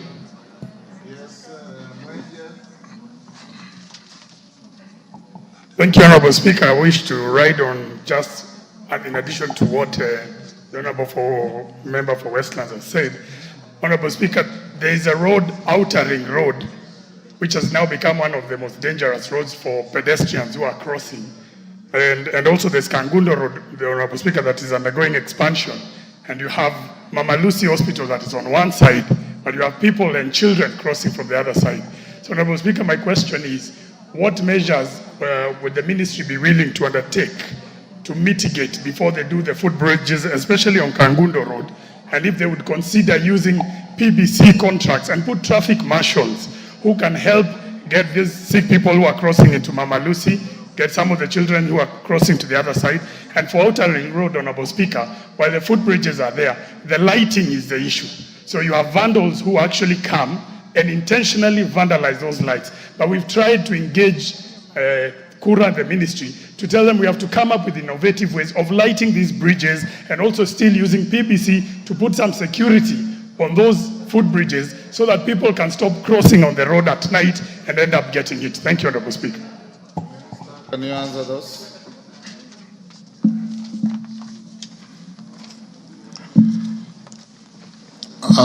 Thank you, Honorable Speaker.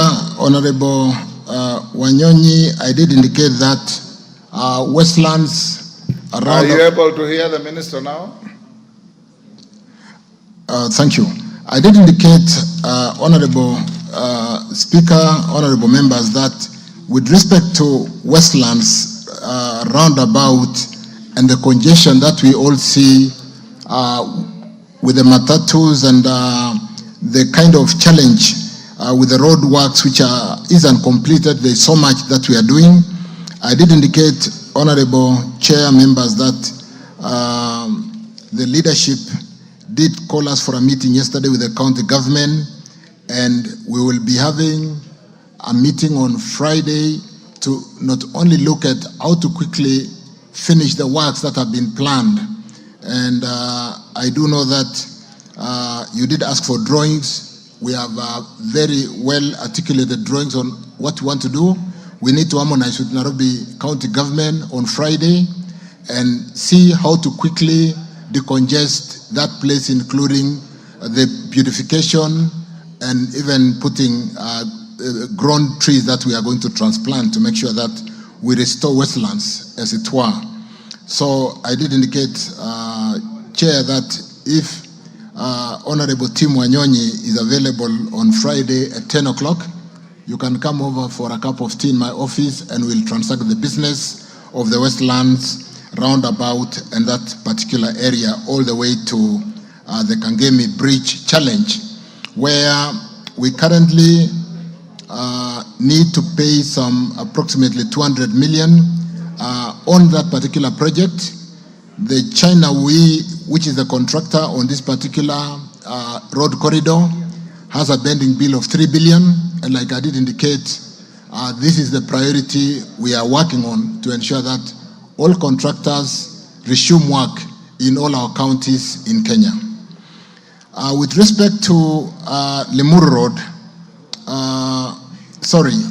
Dagoretti South, KJ, Gitaru, the Udhiru 87, and the Naivasha interchange. I want to, honorable members, KJ, I'm answering your question. So, honorable members, with respect to Dagoretti South challenge, as we do that interchange, there's a lot of work that we are undertaking to open up the city. We have just almost closed the Northern Bypass facility. I want to confirm that we really need to work on opening up the whole of that area as we finish that Gitaru interchange to ensure that the Dagoretti side also do benefit. And we can spend more time with Honorable KJ to look at the specific program that we need to work on to ensure that we decongest the city with all the bypasses that we are building so that we can have movement of goods and movement of people facilitated quickly. With respect to Naivasha, is that Naivasha Road interchange, is that the Dagoretti corner? And the dueling of Naivasha Road, I need to, can I get a response on that? While I address the Mwenje question, Honorable Mwenje, on Outer Ring, where with the Mama Lucy Hospital, I do agree with Mheshimiwa. Let us work on lighting, and that is not a big ask to work on lighting, to work on marshalling of traffic, and to improve how people access the hospital across that wide corridor. We should be able to pay attention to that, and I'm here with my team. We will work on that, and I undertake to basically reach out to Mheshimiwa Mwenje and address that. Thank you, honorable members. Thank you, Honorable Maluli Njendi. Maluli Njendi, question deferred. Stephen Mogaka. Stephen Mogaka, question deferred. Dick Maungu. Thank you, Speaker, for the opportunity. I raise question number 78 of 2024. Could the Cabinet Secretary explain reasons for the delays by the contractor in upgrading of Maseno-Kombewa Road to bitumen standard, given the deplorable and impassable condition of the 5.1 kilometer stretch from Maseno to Opasi in Luanda constituency. 2, state the measures that the ministry has put in place to ensure that construction of the said road resumes as soon as possible and further state completion. Thank you.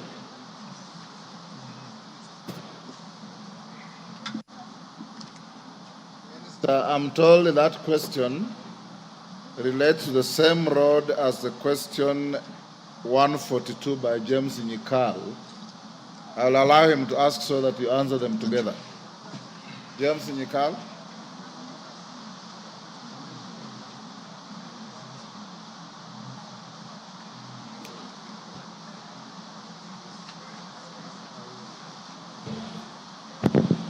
Thank you, Mr. Speaker. I'd like to ask question number 142 to the Honorable Minister to state the reason for the delay in completion of construction works for upgrading to bitumen standard of Maseno Kombewa Wangarot Road, RWC 119, since its commencement way back in 2016. And 2, Mr. Kandamini state when the Minister of Roads and Transport intends to commence works on the said road as it has stalled and when it is expected to be completed. Mr. Speaker, this is the same road that at one end, on honorable members, it has stalled, and then at the other end, in my constituency, it has stalled. Thank you, Mr. Speaker. Thank you, Speaker, for guiding that question number 78 and 142.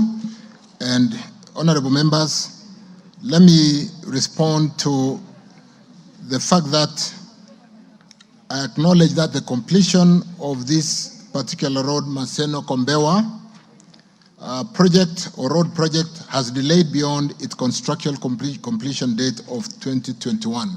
It was supposed to be completed in May 2021 for the subcontract.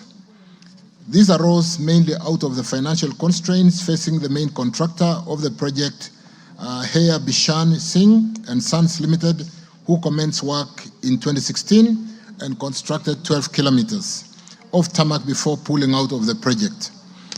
In the interest of completing the project, the contractor requested approval to assign sections of the works to a suitable assignee. The ministry granted this request, and the works were initially assigned to MS Agrimac Consortium LLP, who commenced work on 14th February 2019. However, the assignee also faced financial challenge and decided site after achieving only 2.64% physical progress in 8 months. The project was then subcontracted to MS China Railway Number 10 Engineering Group Company Limited, who commenced work on 4th of December 2019. An additional 12 kilometers has been achieved under the subcontractor, who has also slowed progress considerably, citing non-payment of certified works. The contractor currently has an outstanding payment in what we are calling pending bills on this particular road of 114,858,231. The contractor is currently installing cross culverts along the 5.1 kilometer stretch from Maseno to Opasi in Luanda constituency to ensure it remains passable ahead of the main works, which was assigned to MS China Railway Number 10 Engineering, like I mentioned. The overall physical progress of works for the entire road project is today 68%. To date, with 24 kilometers constructed to bitumen standard. The ministry on the second issue has prioritized the payment of all pending bills, like I indicated earlier, including those of this particular contractor, MS China Railway Number 10 Engineering Group, to facilitate a full resumption of work at this project. Towards this end, honorable members, the ministry has paid some 54,975,670 Kenya shillings in the current financial year to the contractor, which was the allocation for the project this financial year, and has received a commitment from the contractor on the resumption of the works as efforts are made to settle the remainder of his payment as soon as necessary.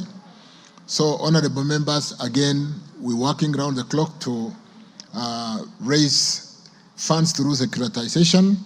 We will then come to this house for voting or allowing us to spend that money once we receive, and ensure that we get back all contractors back to work. Bending bills is a big issue, and like I said, and I reiterate again and again, it is our top priority, and we are working on that. In fact, I did chair a meeting at 7 o'clock this morning to look at the timelines on when we can walk, and we're beginning to see the end of the runway with respect to how we can resolve this challenge. Thank you.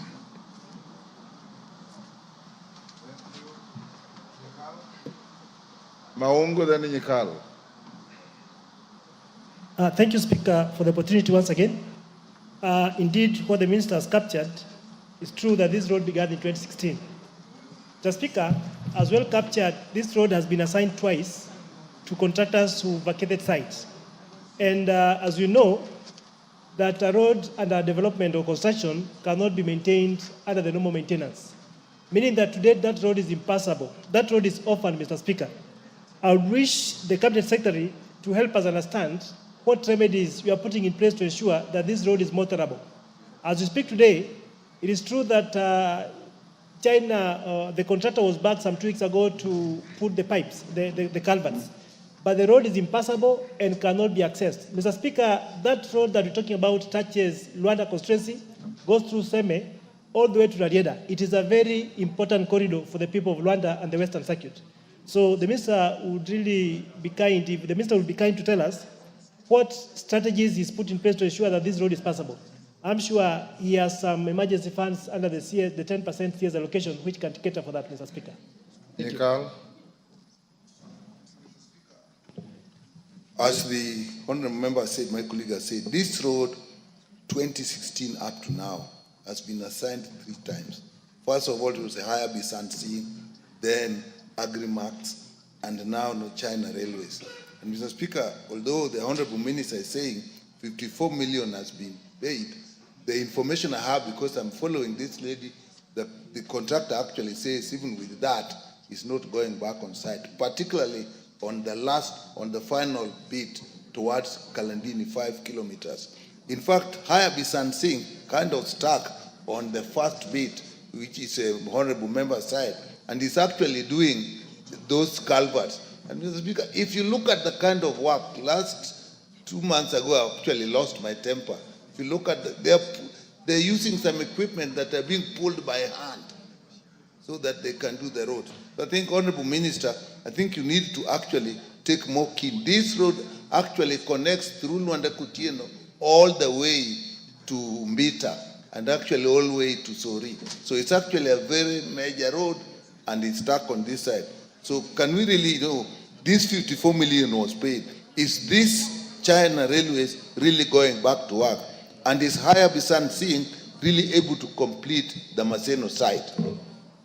Yes. Thank you. Thank you, honorable members. I did meet China Railway number 10 Engineering Group, and it is a company of capacity. Having met them to basically sensitize them on what we are doing to settle all the pending bills, and having paid the 54.9 million out of the 114 million outstanding, honorable members, let me undertake to ensure that this particular road, with this contractor that I said is a contractor with capacity to make the road motorable. I'll work on that. Between today and Friday, I'll have made the contractor to ensure this road is made motorable. And more importantly, because the contractors are beginning to see hope in what we are doing to pay the pending bills, ensure that they accelerate work. Because even then, the outstanding, in spite of the fact that we owe them 3 billion in total on this particular road.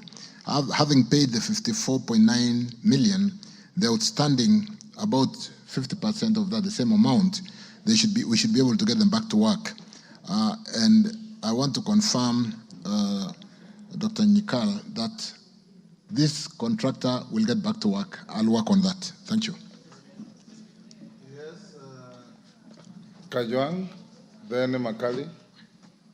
Mr. Speaker, permit me to ride on this. This is the gateway to my rural home. If you come from Luanda, it is the only direct way through Uyoma in Rarieda constituency, and as you get to Beta through the ferry. So it is a very important road for which I am interested. Mr. Speaker, I listened to the Cabinet Secretary, and I'm sure that he's working on it. But this concept of assignment, I think let us now deal with the issue of principle first. Because as you hear, he is saying that there is a contractor who was on that road, then there was a subcontract to which it was assigned. We have had problems with this concept of assignment. An assignment is not a subcontract? Well, they understand it of course it is not, but they understand it in the roads ministry as a contract, as a subcontract. It is a contract. The question, Mr. Speaker, I'm asking is that these people who benefit from assignment, who are themselves independent contractors, and the ministry approves that in transaction between the main or the principal contract to the other, that is where the problem is. Because the first person has billed that bill 1, and that bill 1 is the most it is the most substantial part of the funds which would go into that road. When this other person to whom it is assigned takes the contract, the person basically he takes the contract with the terms and conditions, but there is no money with which the whole thing can be done. So this is the issue, that this second person definitely is not able to complete the road. So, Mr. Speaker, would the minister consider to determine the contract, to terminate the contract? The first contractor, in terms of principle, the first contractor, when he fails, the Bishan saying, they should have terminated that contract and then sought for a new contract in all its terms and conditions. Are you challenging the validity of the assignment? I am saying that the question in principle is what is a problem in finishing this road. Okay. Could the minister consider that instead of going this assignment principle, to terminate a contract and then re-advertise it and get new people under the terms and conditions that the ministry would approve? Thank you. But Honorable Kajwang, if the members are interested in the road being completed quickly, is in an assignment faster than a retendering? Because a retendering will go another 1 year. An assignment is just a legal instrument, which as a good lawyer you know. But anyway, Makali. Okay.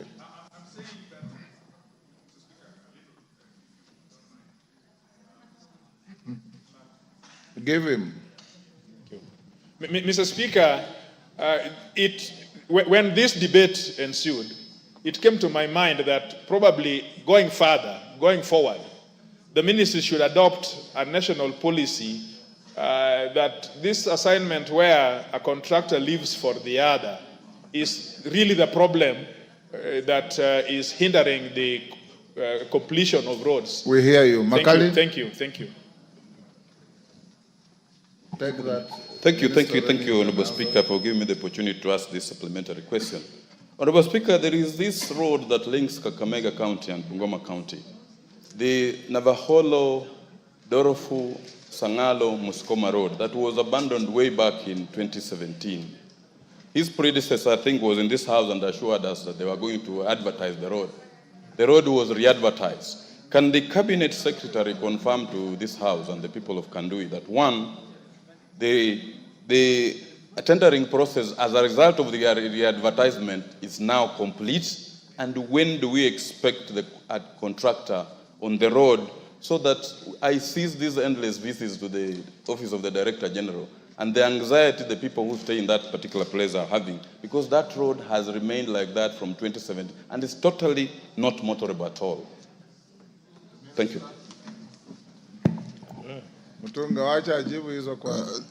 Thank you, Speaker. Thank you, honorable members. Let me take the concern on assignment of the road, which is basically the assignee, let me state, takes the full responsibility, including providing performance guarantee for the works that has been assigned. And why do we assign, honorable members? If we were to go through a tendering process, of course, we take time. But secondly, and more importantly, you want to maintain the old rates. You know that if a road was awarded in 2017, if you assign, we assign with the same terms. If we retender in 2024, it will come with the attendant cost of today.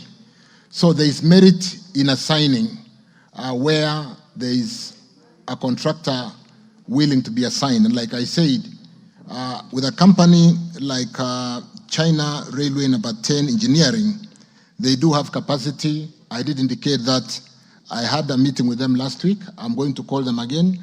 The outstanding amount of about 50 million is not much. I'll make sure we start with making the road motorable.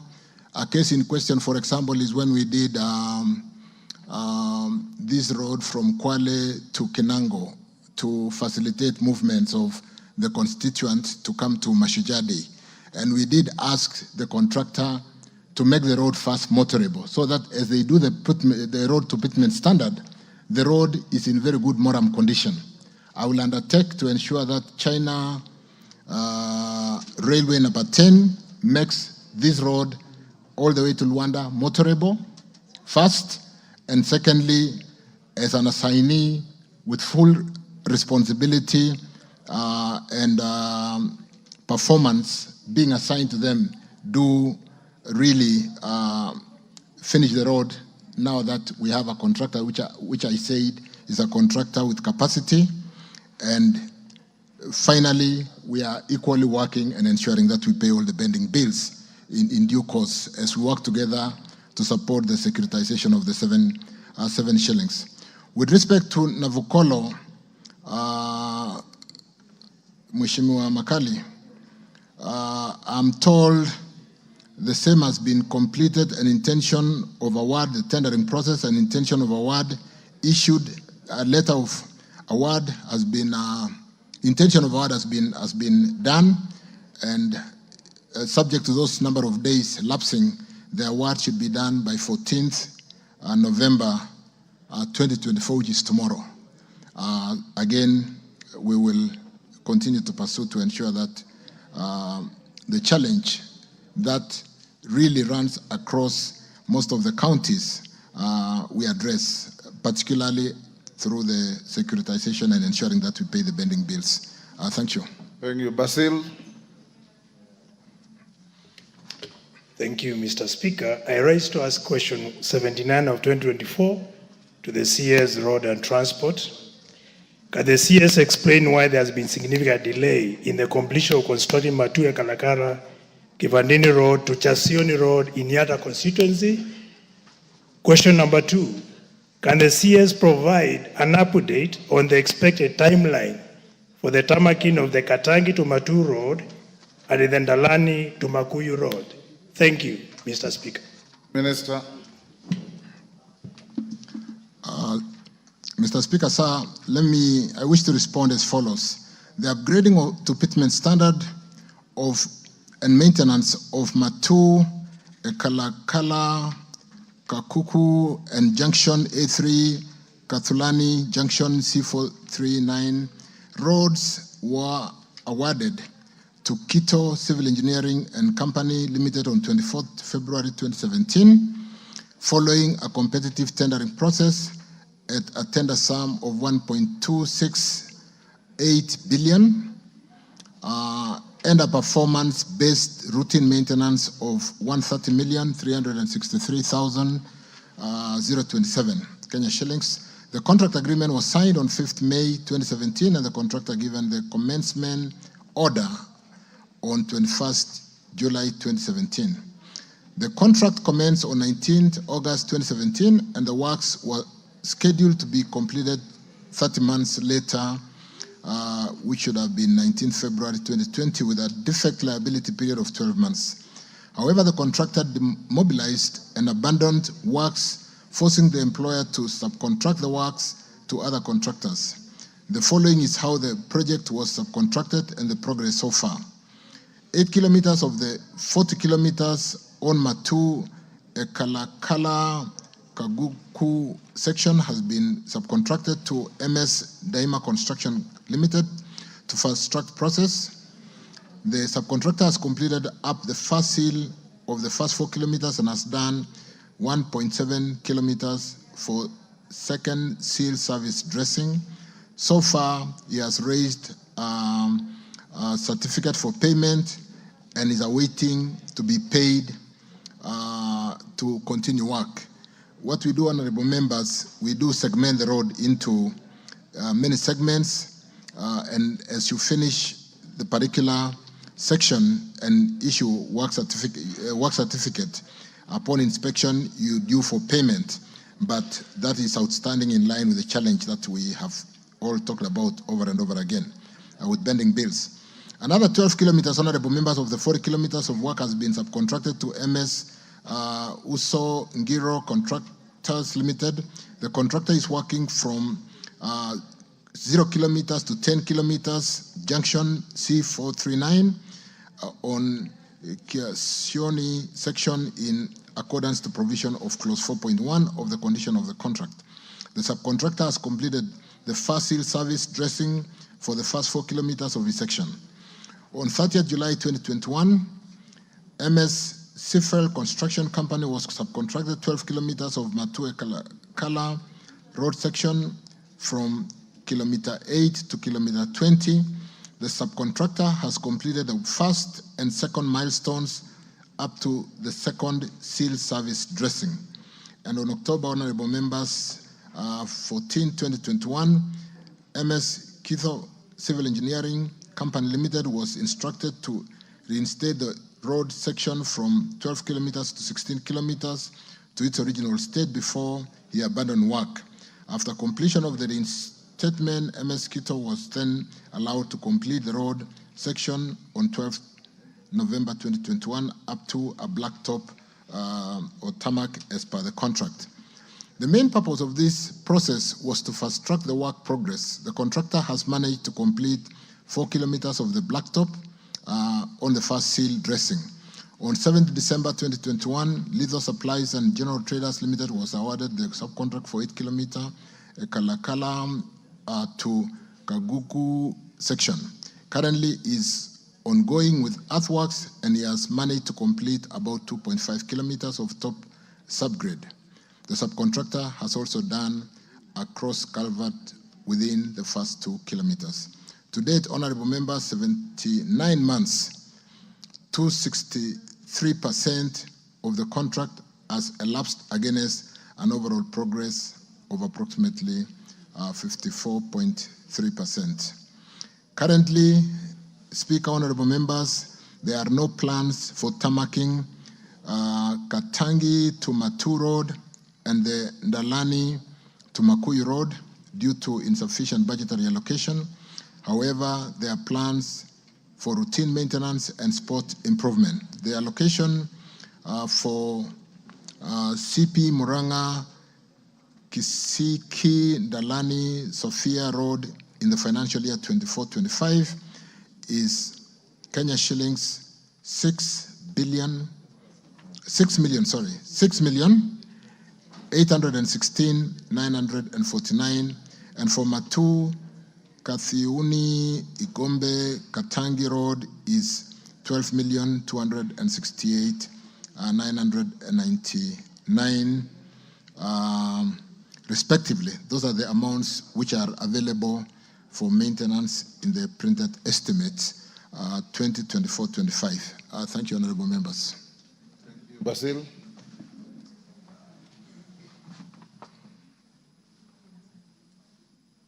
Give him the mic. Thank you, CS, for the response. If you look at the road from Matu to Ekalakala, there are so many potholes, yet the road has never been completed.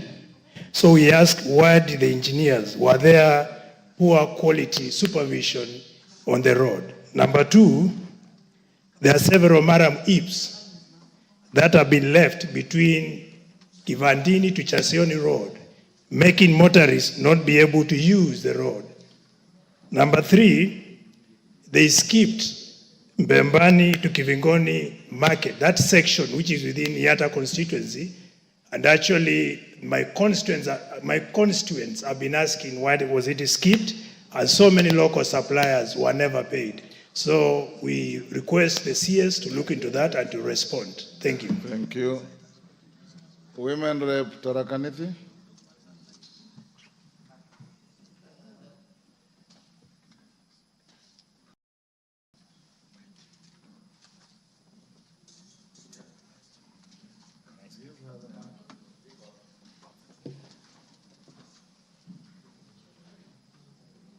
Give her the mic. You are assigning the wrong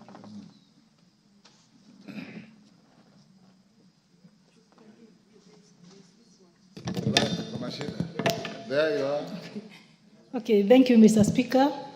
Mr. Speaker, sir, my question goes to an issue that is so disturbing, an issue that is disturbing the people of the Tharaka County, the neighboring counties, the entire country and the world. The Killer Nithi Bridge. Mr. Speaker, 100 as a month ago, without the people of the Tharaka and the entire country burying their relatives from the Nithi Killer Bridge.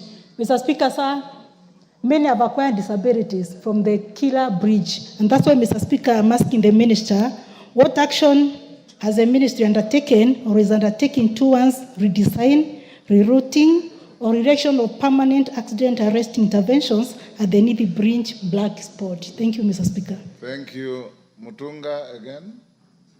Let me give people who have not asked Mutunga. Thank you, Yes. Mr. Speaker. Mr. Speaker, I have several roads in Tigania West, and none of them has works going on. Mr. Speaker, I do not want to speak about St. Anne, Kagaene, Myompon, because I want a meeting with the minister. But Mr. Speaker, my desperation is that the capture of this road has always been avoided. I would like the minister to know that I have written, I have talked to the ends of the institutions, and they do not capture these roads. Mr. Speaker, during the last state visit, Kera in his wisdom scrapped the tarmac of one road because of the potholes and on the fear that the end of state will pass on that road. Up to now, there is no center allocated to that road. It's not in the books. Mr. Speaker, there is another road from Kiajai to Isiolo. You are making a speech. Ask a Mr. Speaker, what I would like to the minister to tell us, when we went to health, to energy, he had a very clear way of rationalizing. We would like to know whether this rationalization formula is going to be operated on or rather utilized in the Ministry of Roads and Transport. Because, Mr. Speaker, what we have is total discrepancy in terms of allocation of resources in the roads. You realize that some constituencies have no roads, while others have got 7 or 8 roads. So there is a problem in this country, and we need that problem solved. What is the promise of the minister? Again, there is a road that Order Mutunga. Mr. Speaker, let me explain this particular one. Let him finish. Give him to finish. Mr. Speaker, there is a road which I forced upgrading. I went to the National Roads Committee Convention, the National National Roads Board Convention, and they pushed for movement of a road from Kera to Kena. In other words, from to be in Kena. That road has not yet been gazetted for 3 years in a row. I would like to know why the road has not been gazetted as at now. Rueda, but you guys, you MPs also be fair to the minister. He's come with answers on questions that were asked. Now we are springing questions from every part of the country. But go ahead. Asante Speaker. Ni vile mwakilishi wa wananchi, na wakituona hapa leo tuko hatujauliza, tukienda huko tutakuwa tuna shida. Mwanzo nimpongeze waziri. Waziri ni muungwana sana. Tukienda ofisi yake tunapokelewa vizuri. Nataka tu waziri ajue kwamba Lamu Mashariki nafikiri ndio eneo bunge peke yake Kenya haina hata inchi moja ya barabara ya lami. Hata inchi moja hakuna. Na barabara zetu za Lamu Mashariki ni 3. Ni Mtangawanda tu Kizingitini, ambayo hiyo najua mwaijua. Naomba tafadhali muhakikishe mtuambie zimefikia vipi mikakati yake. Angalau na sisi tuwe tuna lami. Barabara ya pili ni kuanza Hindi tu Kiunga, ambayo ni kilomita kama 120. Hiyo barabara sahihi haipitiki kabisa kwa sababu ya wale wahalifu wanaweka IDs. Sasa imefungwa kabisa. Ward 2 Lamu Mashariki huwezi kupitia hiyo barabara mpaka upitie bahari. Sasa imefungwa, imekuwa lazima uende na boat, na saa nyingine bahari ni shida sana. Kwa hivyo naomba tu waziri alifikirie, kama hana majibu lakini afikirie hata pale palipabaya tu kutengeneze kidogo ili barabara ifunguke. Nasikia pesa ilipewa Mchina iko, atafute tu, na kama insecurity si shida, KDF wako tayari, wanafanya kazi vizuri, wanapeana security. Kama imeshindikana kwa ministry, wapewe KDF wafanye ili barabara ifunguke. Asante sana.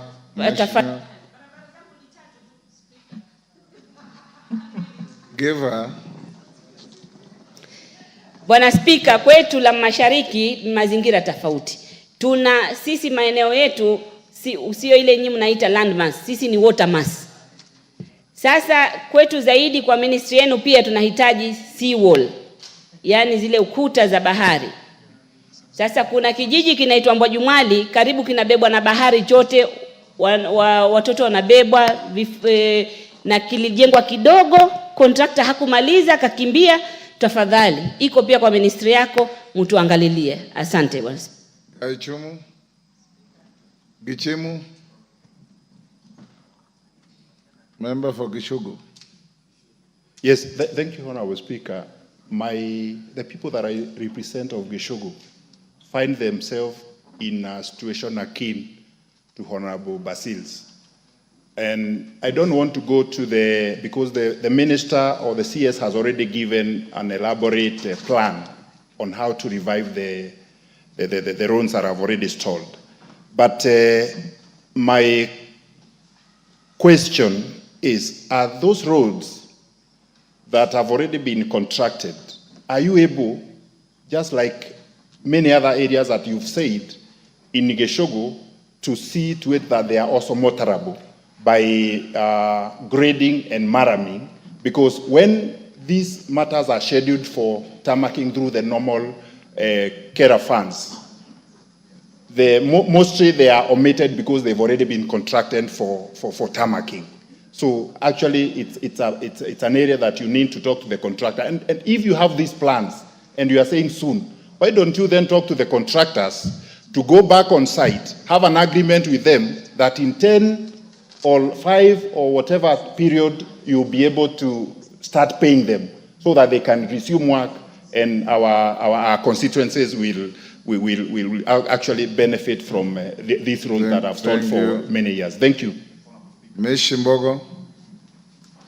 These are general questions. Asante Mheshimiwa Spika. So you should give a general policy direction. Mheshimiwa Spika, napenda kumpongeza waziri na nimuulize swali la kivuko cha feri ya Mtongwe. Kivuko cha feri ya Mtongwe kiliweza kusitishwa kufanya huduma zake kwa wakazi wa Likoni. Na hivi sasa tukiangalia kivuko cha Likoni kumekuwa na msongamano mkubwa sana, hata kumekuwa na hatari kubwa sana za maajali. Ukiangalia Mheshimiwa Spika, hivi sasa tutakuwa na michezo ile ya Yala ambayo inakuja katika sehemu ya Mombasa. Namuuliza waziri, ni mikakati gani ambayo tutaweka ili tuweze kupunguza ule msongamano, kwa sababu kivuko cha Mtongwe kilikuwa kinapunguza msongamano wa abiria na kilikuwa kinasaidia sana. Na wakati kulikuwa na kile kivuko cha kuolea, kile tulikuwa tunaita Kiingereza floating bridge, pia kilikuwa kinasaidia. Na hivyo vyote vimeondolewa na hivi sasa kumekuwa na shida na kumekuwa na msongamano mbaya sana mpaka kuleta hatari za ajali nyingi. Swali lingine la mwisho ni barabara ya Dongo Kundu, ambayo tunashukuru serikali wameng'ang'ana kutengeza barabara hii na imebakia hatua kidogo sana iweze kufunguliwa rasmi na Mheshimiwa Rais Daktari William Ruto. Lakini katika barabara hiyo kuna hatari, kuna mwanya ambao umewachwa wazi, na juzi tumempoteza kijana aliweza kutumbukia kwa sababu barabara hiyo iko juu na chini ni bahari. Kijana alitumbukia na kuweza kupoteza maisha yake. Tunakuomba waziri uangalie swala hilo ili hii barabara iweze kumalizwa, rais afungue rasmi na zile hatari za kupoteza maisha ya wale wanaotumia barabara hiyo iweze kuzingatiwa. Asante sana Mheshimiwa Waziri. Thank you, Mr. Speaker. Mr. Speaker, I was actually not going to ask a question because I thought that when there are questions, you respond to the very specific one. Nonetheless, because I'm seeing that the questions are also taking on policy direction. Justem generis. Thank you. I do appreciate, Mr. Speaker, because I think you understand, having served in the House, that members have needs in the constituency. I want to ask a question which is similar to what the Honorable Fogishugo has raised. And for me, it's really a policy issue that when you have commenced construction and then you stop because of lack of funds, it shouldn't be within the charity of the minister, but a policy issue in the ministry that you must allocate funds.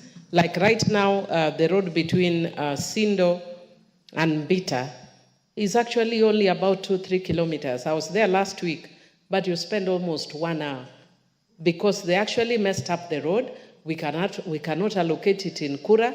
But when this young man called Morara wants to attack, he goes to my constituency, even though he went on the Karoli side. But because maybe Karoli is still relatively new, he was attacking me, saying, Millie, what are you doing? I'm not the one doing those roads. It's the national government. But because we are not assigning money for routine maintenance, what is the policy of the ministry? And if you don't have a policy, can you come up with a policy for just regular maintenance so that it's not dependent on police, on charity of a given CS, but it's a given that it must be allocated. Even if you want to do that road right now, I can't do anything. And it's a small portion that we can do with care. Thank you. Betsimba. Asante sana Mheshimiwa Speaker kunipa fursa. Minister, you will compress all this into a policy direction. Asante sana Mheshimiwa Speaker kunipa fursa ya kuweza kuuliza swali la ziada. Je, waziri anaufahamu barabara katika eneo bunge la Kisauni ambayo imeanza Kiembeni ipitie Mwakirunge kwenda Rabai? Na Mheshimiwa Rais alikuja kuanzisha rasmi barabara hiyo inayojengwa na Kera. Alipoondoka Mheshimiwa Rais, matingatinga yote yaliondoka yakamfuata. Anazo habari hizo na ana mipango gani kuweza kuendeleza hiyo barabara badala kumwekea aibu Mheshimiwa Rais? Thank you. Let's have answers to those.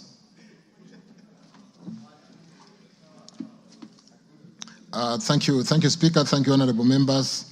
Like, I think Honorable Millie summarized it very well that we should have a policy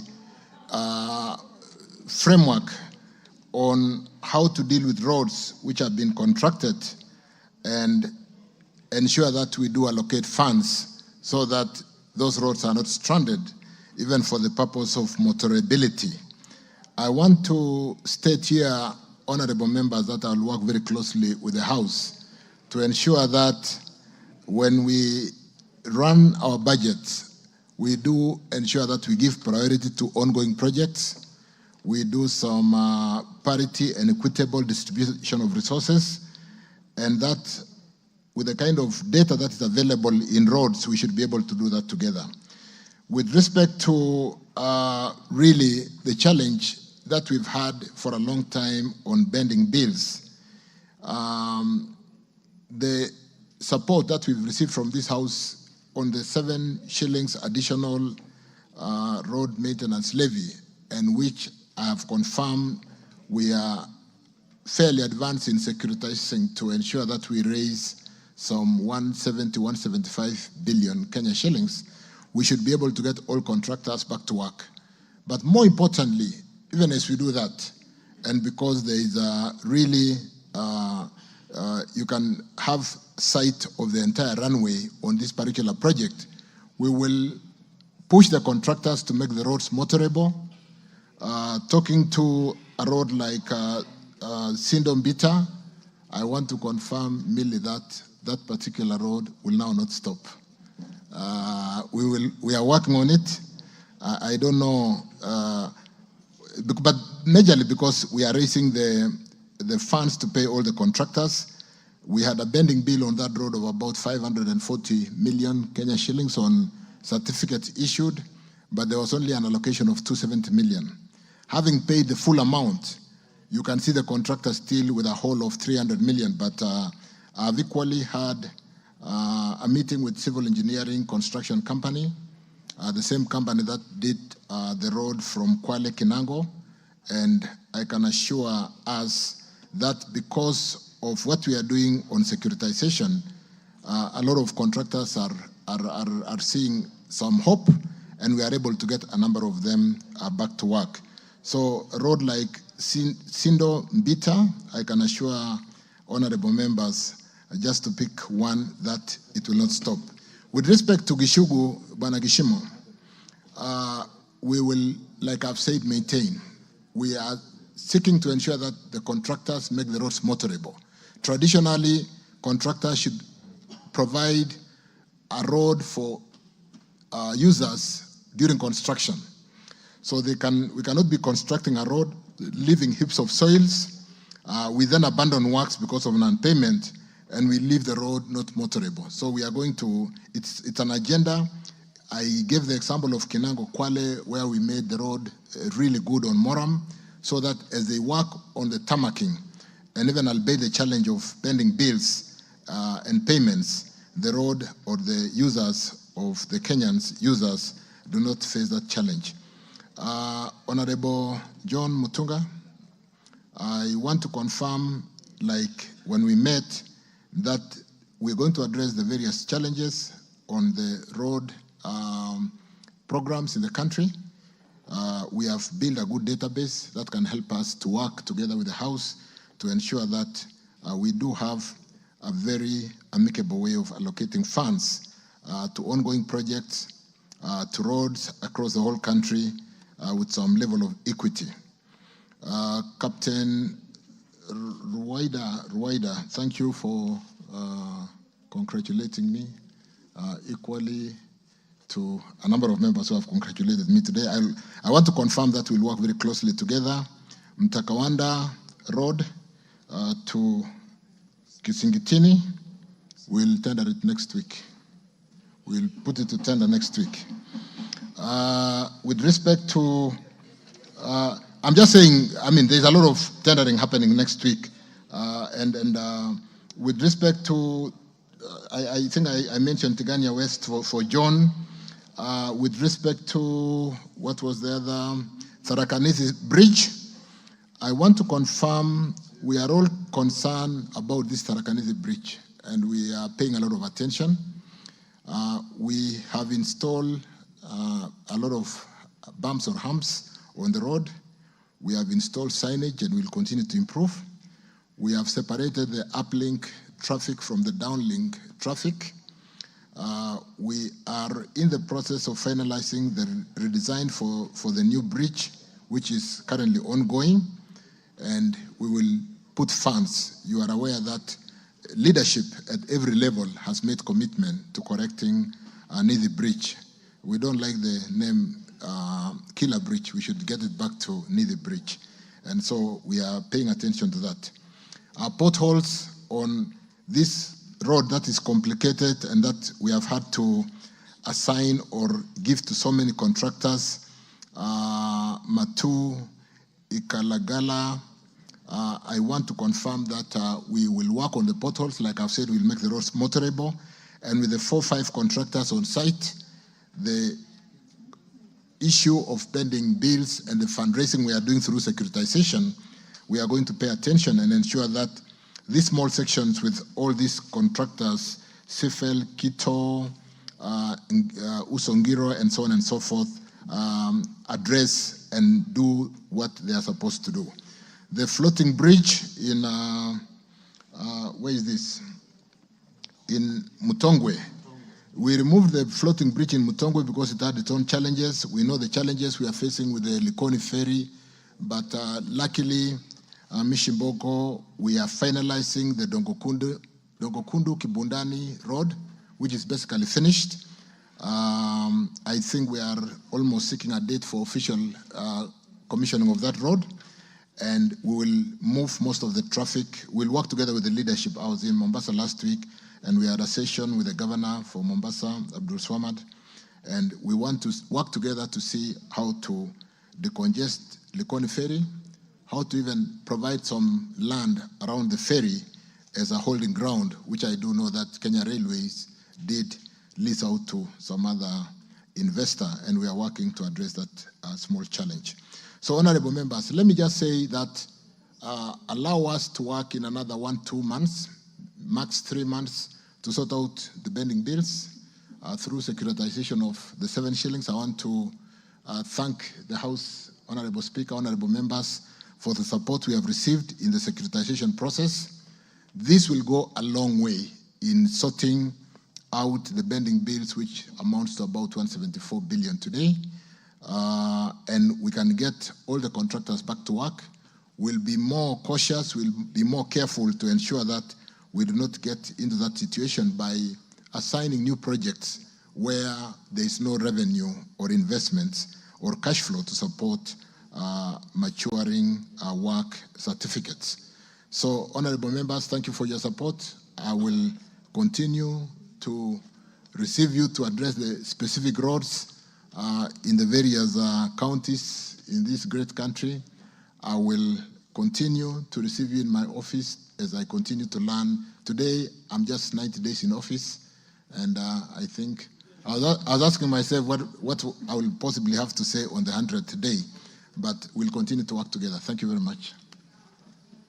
Honorable members, we've done 3 hours on question time. I want the question by Sarah Korere to be the last for today, and invite the minister to be back here in 2 weeks to answer the remaining questions. So, Sarah Korere, ask your question. That will be the last for today.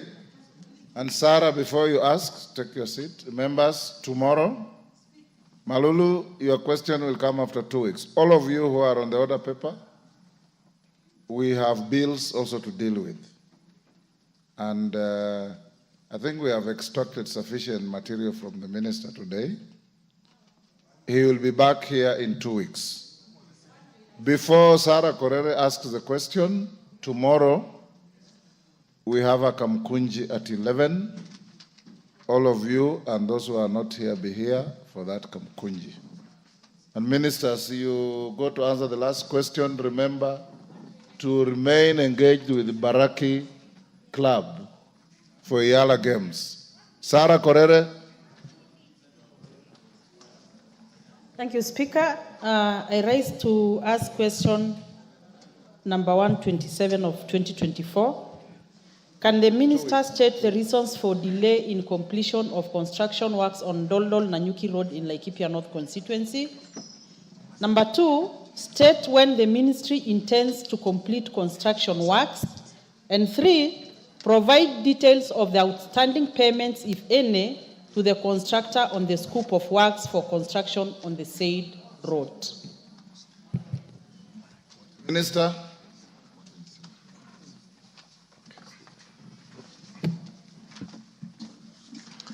Thank you again, honorable members. Thank you, Mheshimiwa Korere.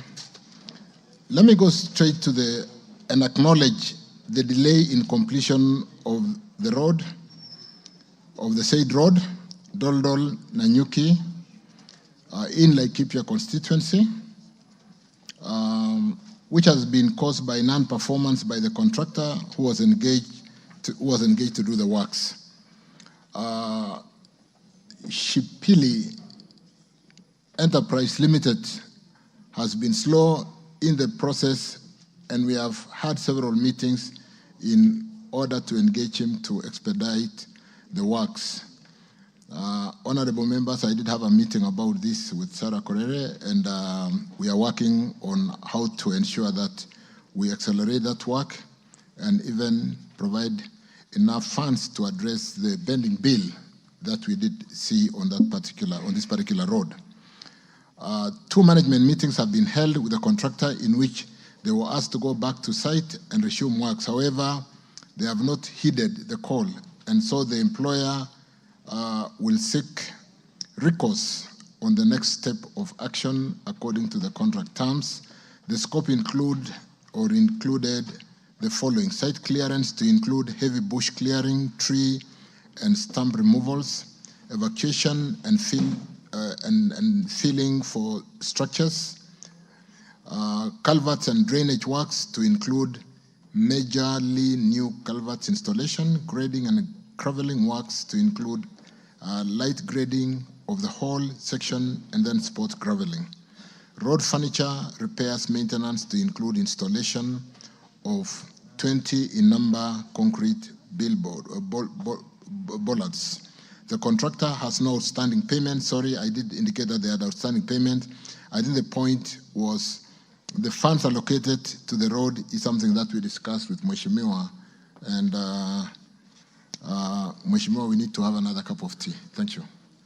As regarding the Mbaraki Stadium, honorable members, I have worked very closely with Mheshimiwa Osoro and Faith Gitau, Mheshimiwa, and Mbaraki progress today is 80% complete. We have challenges, small challenges on the sitting area and the common amenities like toilets and the changing rooms. I want to confirm that as of yesterday, I did hold a meeting and we are looking at NYS moving in to do most of the handiworks. Kenya Power supporting us in doing most of the lighting. But I want to confirm that the tartan is the asphalt, the tarmacking of the places that needed to be asphalt, and the tartan to be installed will be shipped and it will come in on time and the stadium will be ready. We are also looking at the other gymnasium stadium to ensure where the other indoor games will be, and we did yesterday give an indicative budget approval to ensure that we are able to run through the coming 3 weeks and make the facility ready so that our parliament can host the East Africa Legislative Assemblies with a better dignity than we have been hosted in the other countries. So I'm on top of it with Bwana Osoro, with Gitau there, and thank you for your support. Thank you, Speaker. Thank you, Honorable Sarah Korere. Do you have a supplementary? Thank you, Speaker. And Speaker, I want to acknowledge indeed that the Cabinet Secretary has himself taken up the issue and called me severally about the road. But again, CS, I want to inform you and plead with you with a lot of humility that the people of Laikipia North are suffering, untold suffering, because of the status of that road. Waziri, just the other day we lost 2 people who were shot by bandits, not very serious gunshot wounds, but wounds that would have been saved if they would have reached Nanyuki in good time. But because of the status of that road, they couldn't. It is also clear that Shibili Construction Company does not have the capacity to go back to that site. So the earlier you expedite the process of bringing an alternative person, the better for us. Again, On the 0 kilometer of that road, because that contract, I think, covers 15 kilometers, there is a place that Kenya is taking care of. And they brought on site a company called Nexotech, which was supposed to do some emergency works.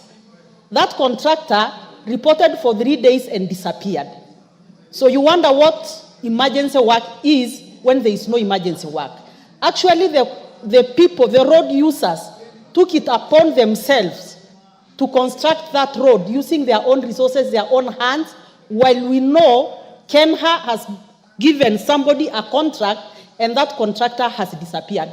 I've called the regional engineer for Upper Eastern several times, and he himself confesses to me that the contractor cannot even pick his calls. So, you know, we are just left as lame ducks. You don't know what you are waiting for. Again, in Laikipia North CS, Laikipia North is the biggest constituency. It is bigger than Laikipia East and Laikipia West combined. There is no road network. The road that connects Timao, Lokusero, all the way to the constituency headquarters at Doldol is completely washed out. It is a road that is under Kenya in the Upper Eastern. Waziri, we need, if nothing else, we just need some first aid, because that road goes through Mgogodo Forest. We know the history of Mgogodo Forest and banditry and insecurity, so it is a very critical security road. For the Doldol Nanyuki Road, I appreciate that even His Excellency the President is so committed to see that road constructed. And Waziri, you know, for the first time, if that road is constructed, the people of Laikipia North will feel that independence has actually come to Laikipia North. Honorable Cabinet Secretary, I'll give the next speaker, and then after that we can close. So the Honorable Member for Chesumei, you're the one who's going to say something, but hold on. What's your point of order, Honorable Junet? We are not giving we're not taking any more supplementary questions. You have come in too late. So Honorable Member for Chesumei. Thank you, Madam Speaker, for giving me this opportunity, and I rise to ask the CS what the ministry is doing to ensure that the contractor assigned to Danger Chemuswa Road, which has not only stalled, but there is no maintenance ahead of works in that particular road, and that road is not passable and not motorable at all. And that road, when CS, was launched actually way back in 2016 by the Uhuru government, and up to now it has not taken off. There is also a road, Chepterit Chepkober Kaiboi, which is on Kenya, that has also stalled, and apart from it being stalled, there was maintenance ahead of works on that road, but the contractor decided to just take the machines midway and say that he doesn't have enough money for that road. Baraton Samo Kamobo Road under Kura is another concern on a CS. That road is around 8 kilometers, and we had agreed actually being allocated 1 kilometer every year, but for the last 2 years that road has also stalled, and now there is no maintenance on the remaining part of the road, which is impassable. Lastly, there are 2 bridges CS, and those ones have caused fatal accidents. People were buried the other day on the Makonge Baraton Bridge, which right now is very, very dangerous and impassable, and I don't know what the ministry is doing about it. And another one called Samo Kamurgiwa Bridge, amongst many, many of those bridges. Lastly, there's a road which had been allocated funds on GOK called Captel Chomisia, which we had asked for funds when the previous minister was in office. Actually, it took time, and the other day it was awarded, but the works have not started. The only problem is that road took too long until there was a CSR from Kipchabo Tea Estate. That road right now is motorable and good, but there's an adjacent road which is very bad, and we had requested the RD to change or to do something so that we do not waste the taxpayers' money, and it seems they are saying that their hands are tight. So why would we actually lose money on the road of Captel, Chomisia, while there's an adjacent road that is not good, and this one else has been done? So please intervene. Thank you so much. Okay, Honorable Cabinet Secretary, I think those are the last questions. I think that Honorable Marianne Aldai, I think already the substantive speaker has already ruled that that was going to be the last intervention. All other questions will be brought up in 2 weeks' time when the Cabinet Secretary comes to the House. I think that was the agreement. Proceed, Waziri. Thank you, Honorable Speaker. Because these are substantive questions, let me beg to come with comprehensive answers in the next sitting within 2 weeks. But for Mheshimiwa Paul Biegon's question, the challenge on Danger Chemuswa, I think Chepterit, Keses, is it Lesos, that junction C36, Mo University, which is also with China Railway number 10. If you took time to look at the appropriation, you will realize that the bending bill on this road is, I've just checked quickly, and the bending bill is at 734 million Kenya shillings, 734.3 million Kenya shillings. We only appropriated 91.3 million. So even after paying the 91, which we haven't paid because of exchequer release, but we are working on that, we'll still have a 600 million plus. We've taken it as a road of interest, and we are trying to get the contractor back to site. In fact, this is why I was saying this contractor partly last week. He has undertaken that if we pay him another 300 million Kenya shillings, he should be able to resume work and accelerate work, because, like I said, he's a contractor with means, and he has got many other contracts across the country. We are working around to ensure that in the next few days, he's back at work. So we are working on his payments. We want to make sure that we bring down that bending bill, even ahead of the securitization funding. We'll bring that bending bill down by about 50% and get him back to work. For the other detailed questions, allow me to come with detailed answers as we continue to work together. And I think even in 2 weeks, I would probably be reporting how far we are on the securitization and getting all the contractors back to work, ensuring that, first and foremost, all the roads are motorable, so that even when they down the tools, they do not really hold us at ransom. Honorable members, let me thank the House for the engagement this afternoon and commit that I will do my best to ensure that we do provide infrastructure that will support the economy in terms of movement of goods and movement of people, in the way modern economies do provide infrastructure for their population. Thank you. Thank you, Cabinet Secretary. I think you may take your leave. Honorable members, I think we'll move to the next order.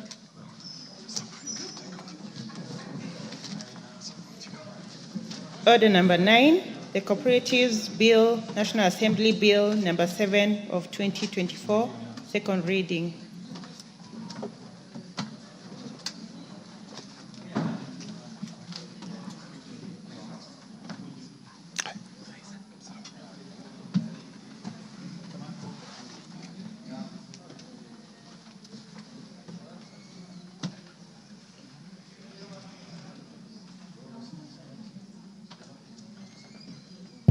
Honorable Osoro, may proceed.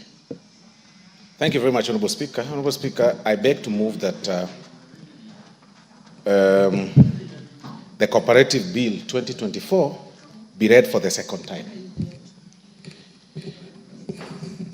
Honorable Speaker,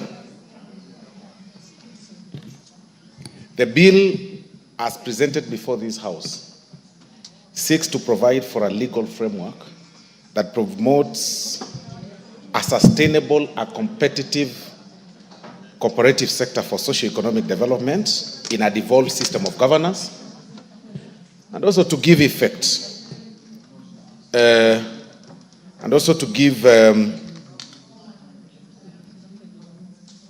effect to Article 186 and the 4th schedule to the Constitution. The bill, Honorable Speaker, also seeks to promote uniform norms and standards in the registration, regulation, supervision, and management of cooperatives, and also establish a framework for constitution and cooperatives among counties. Honorable Speaker, this bill further seeks to establish the office of the Commission or Commissioner for Cooperative Development at the national level, and the office of the County Director for Cooperatives at the county level, and also it provides the intergovernmental cooperative relations. Honorable Speaker, the office of the Commissioner for Cooperative Development will be responsible for the promotion, registration, and regulation of cooperatives and provide for the intergovernmental cooperative relations. Honorable Speaker, this bill further seeks to introduce the cooperatives 4-tier structure that composes of A, the primary cooperatives, B, the secondary cooperatives, C, the cooperative federations, and D, apex cooperative, Honorable Speaker. Honorable Speaker, as you are aware, the cooperative sector is very critical in the societal or socio-economic development in the country, and the realization of the government's objective of bringing down the cost of living, eradicating hunger, creating jobs, expanding the tax base, improving foreign exchange and balance, and inclusive growth. Honorable Speaker, the significant benefits that have accrued to Kenyans through the cooperatives include employment and wealth creation. And besides, the traditional areas of agriculture production, processing and marketing, the strength of cooperatives is currently felt in several areas, Honorable Speaker, and they include the finance, the real estate, the value addition, education, health, transport. You all see circles and cooperative societies in the matatu industry, mining, and several other commercial activities. Honorable Speaker, as we move this, it's important to also highlight the content of the bill as drafted, Honorable Speaker. The bill has 168 clauses that are divided into 17 parts and 3 schedules. Part 1 of the bill, which of course comprises of clause 1 to 5 of the bill,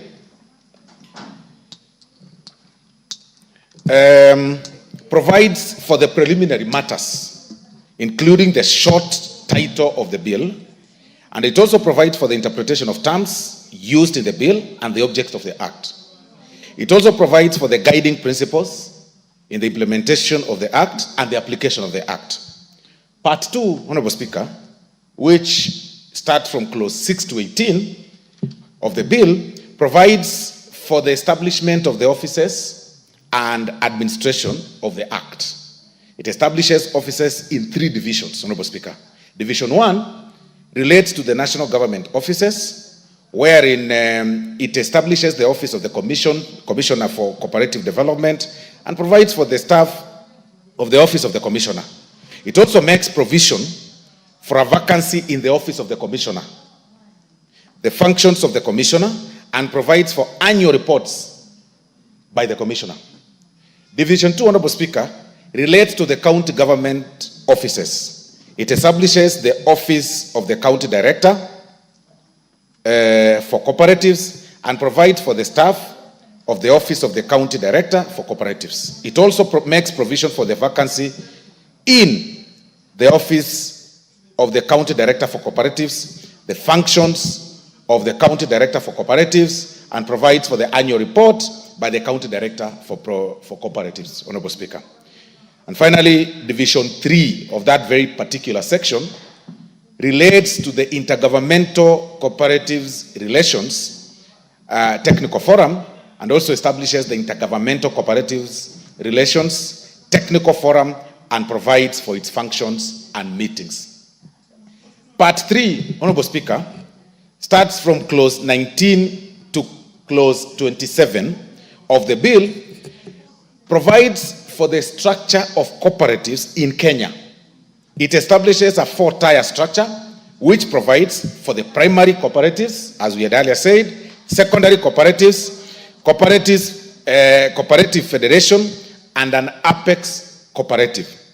It sets out the types of primary cooperatives that may be registered and prohibits multiple objects in primary cooperatives, Honorable Speaker. It also provides for the objects of secondary cooperatives and the objects of cooperative federations. It provides for registration and subscription to the apex cooperative and the role and functions of the cooperative, of the apex cooperative, Honorable Speaker. This very particular clause, part, which is part 3, Honorable Speaker, provides for the annual reports of the apex cooperative and registration, regulation, and cooperatives of operations of the apex cooperative, Honorable Speaker.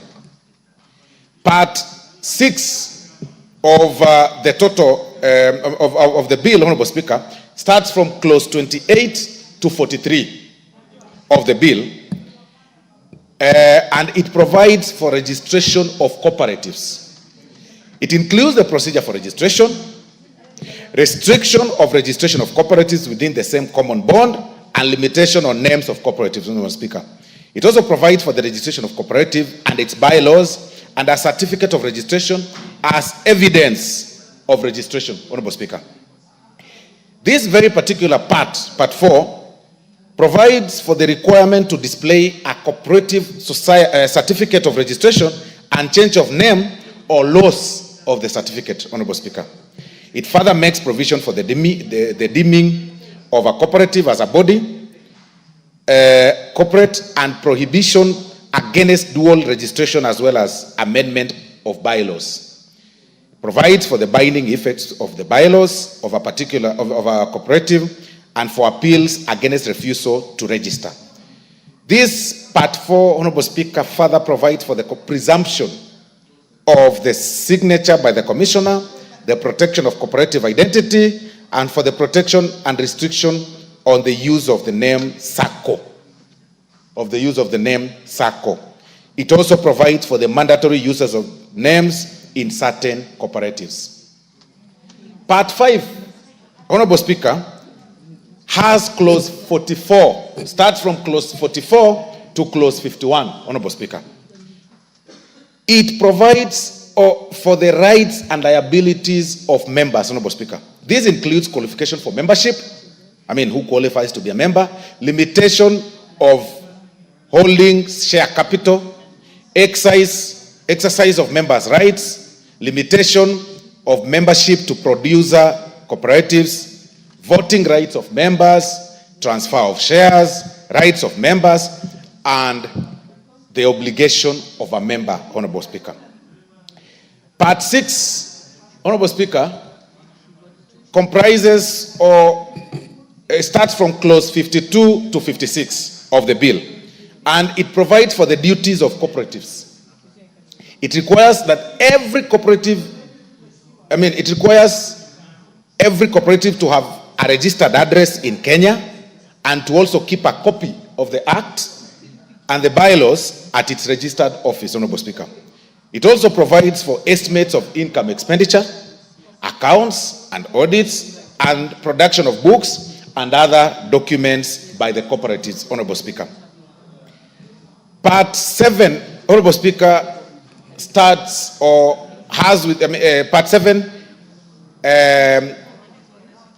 Part 7 of the bill, Honorable Speaker, which starts from clause 57 to 66, provides for governance of cooperatives, Honorable Speaker. It includes provisions on general meetings, special general meetings, presiding at general meetings, the use of physical or virtual or hybrid general meetings, and the delegate system of representation. This very part, Honorable Speaker, also provides for membership and powers of the board, eligibility for the creation of a supervisory board and its duties, as well as the nomination committee, Honorable Speaker. Part 8, Honorable Speaker, which starts from clause 67 to 68 of the bill, provides for the amalgamation and division of cooperatives. This part outlines the procedures for the amalgamation, generally, and the division of cooperatives, Honorable Speaker. Part 9 of this bill, Honorable Speaker, starts from clause 69 to 80, Honorable Speaker, of the bill. And what it does, Honorable Speaker, it provides for the rights and obligations of the cooperatives, Honorable Speaker, and permits a cooperative to enter into a charge of a member's produce and to fine a member for violation of bylaws. It also provides for first charge over debts and assets of a member and the first charge over member shares. You know, this is usually a very important clause, Honorable Speaker, because it provides for the first charge over debts and assets of a member and first charge over member shares. It also makes provision for an employer's failure to remit the sum deducted from an employee. Honorable Speaker, it also provides for prohibition against attachment of member shares, the rights of withdrawing from membership, and the liability of past and deceased members. Honorable Speaker, it further provides for the transfer of shares or interest of deceased members and the evidence of members' interest in cooperatives and restriction of cooperation on production of cooperative books, Honorable Speaker. Part 10 of this particular bill, Honorable Speaker, starts from clause 81 to 89 of the bill, and it provides for property and funds of cooperatives, Honorable Speaker. It provides for how the property and the funds of the cooperatives are to be applied. It also provides for the restriction on giving loans and borrowing, as well as investment of a cooperative's funds, Honorable Speaker. This particular part, Honorable Speaker, makes provision declaration and payment of bonuses, the maintenance of a reserve fund, and the distribution of net balance. And it also provides for investment in non-core activities and investment in companies, Honorable Speaker. Part 11 of this particular bill, Honorable Speaker, starts from clause 90 to 98. Clause 90 to 98 of the bill, and it provides for changes by cooperatives. Charges by cooperatives. It provides for the creation of charges over cooperative property, compliance of charges with applicable law, the registration of charges by the commissioner, and for the register of charges. It also makes provision for the issuance of satisfaction of charges and for the requirement for the receiver to give notice of appointment to the commissioner, Honorable Speaker. It further makes a provision for the requirement of a cooperative to keep a copy of instruments of charge at registered office and for the register of particulars of charges, Honorable Speaker. It further provides for the right of members and creditors to inspect the register of charges. Part 12, Honorable Speaker, of this bill starts from clause 99 to clause 105. 99 to 105, Honorable Speaker. Remember, we said that, clause 99 to 105, of the bill. It provides, Honorable Speaker, this particular part provides for inquiry, inspection, and surcharges. Honorable Speaker. It provides for, this bill, Honorable Speaker, further provides for the power to surcharge officers of a cooperative, appeal against a surcharge order, and the recovery of a surcharge, Honorable Speaker. It further provides for the inspection of books of an indebted cooperative, the expenses of I hope we are safe, Honorable Speaker. I hope I am safe. I don't know whether... Yeah, you're safe. So far, so good. You're safe. Don't worry. Don't worry. Don't worry about the third and whatever fell in there. Yeah, I thought... It's not anything that should worry you. Okay, thank you very much, Honorable Proceed. Speaker. Thank you. Yeah. So this particular part 12, Honorable Speaker, further provides for the inspection of books of an indebted cooperative, the expenses of inquiry and inspection and routine inspection, Honorable Speaker. Part 13, Honorable Speaker, starts from clause 106 to 117, Honorable Speaker. And it provides for the dissolution of cooperatives. This includes the procedure for dissolution, the cancellation of registration, effects of cancellation, and it makes provision for the liquidation of a cooperative society, of a cooperative whose registration is cancelled, Honorable Speaker. It also makes provision for the appointment of a liquidator in case of such matters arising, and the qualification of a liquidator, the powers of a liquidator, and the making of a liquidation account of cooperatives, Honorable Speaker. It sets out the powers of the commissioner during liquidation. It further, Honorable Speaker, provides for appeals against an order of the liquidator or commissioner, enforcement of orders, and outlines offenses relating to liquidation of a cooperative, Honorable Speaker. Honorable Speaker, Part 14 of the bill. Part 14 of the bill. Remember, I had Part 14 starts from clause 118 to 123. As I said earlier, the bill has 168 clauses. So Part 14 has clause 118 to 123, and it provides for special powers of the cooperative tribunal to set aside certain transactions. It provides for the power of the cooperative tribunal to set aside transactions that are undervalued, the power to void preference, and provides the meaning of the term relevance, and the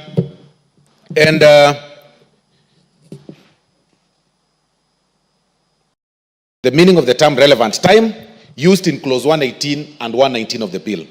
It also makes further provisions for orders under clause 118 and 119, ancillary provisions, Honorable Speaker.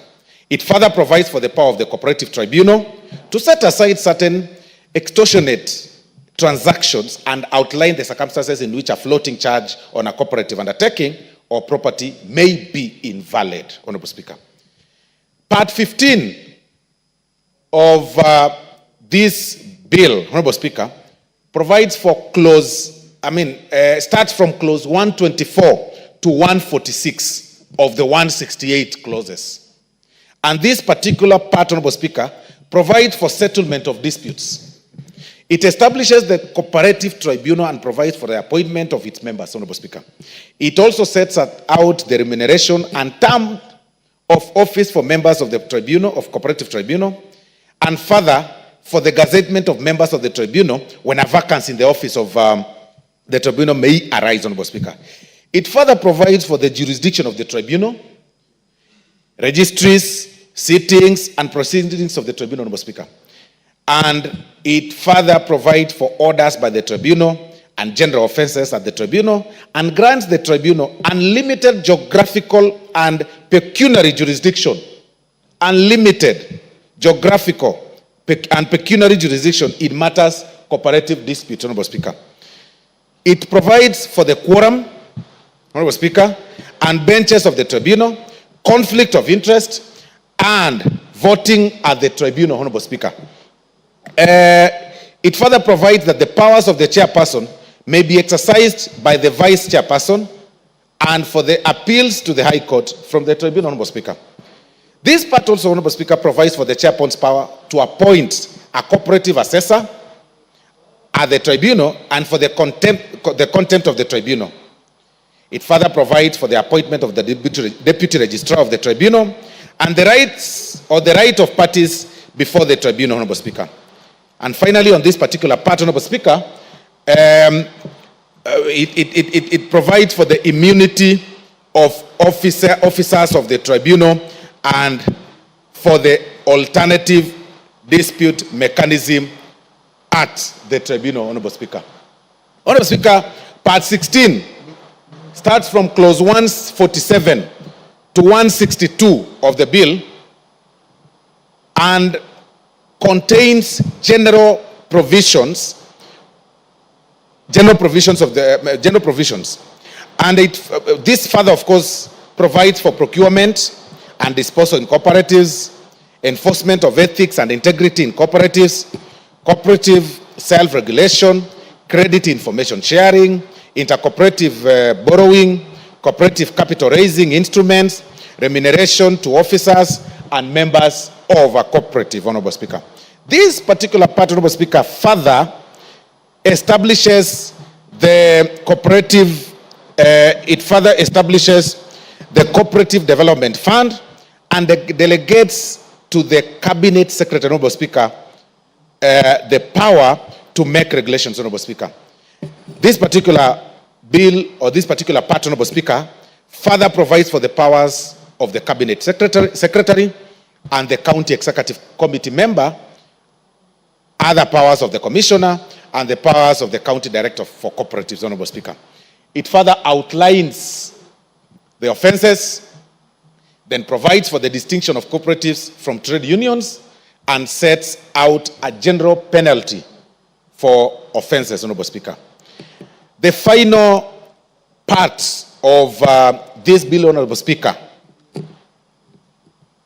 is Part 17, Honorable Speaker, which starts from clauses 163 to 168, Honorable Speaker, of the bill, and it provides for transitional provisions. It proposes the repeal of the Cooperative Societies Act, which is number 12 of 1997, and the amendment of the Public Officer Ethics Regulation of 2003, number 6 of 2003, Honorable Speaker. It also provides for transition to the office of the Commissioner and County Director for Cooperatives and the enactment of County Assembly legislation, Honorable Speaker. It provides for the transition of the members of and proceeding before the Cooperative Tribunal, as well as the transition of notices, the orders, directions, and appointments, Honorable Speaker. And then finally, Honorable Speaker, we get to the schedule. The schedule, Honorable Speaker, the first schedule outlines the procedure of liquidation of cooperatives under Clause 109.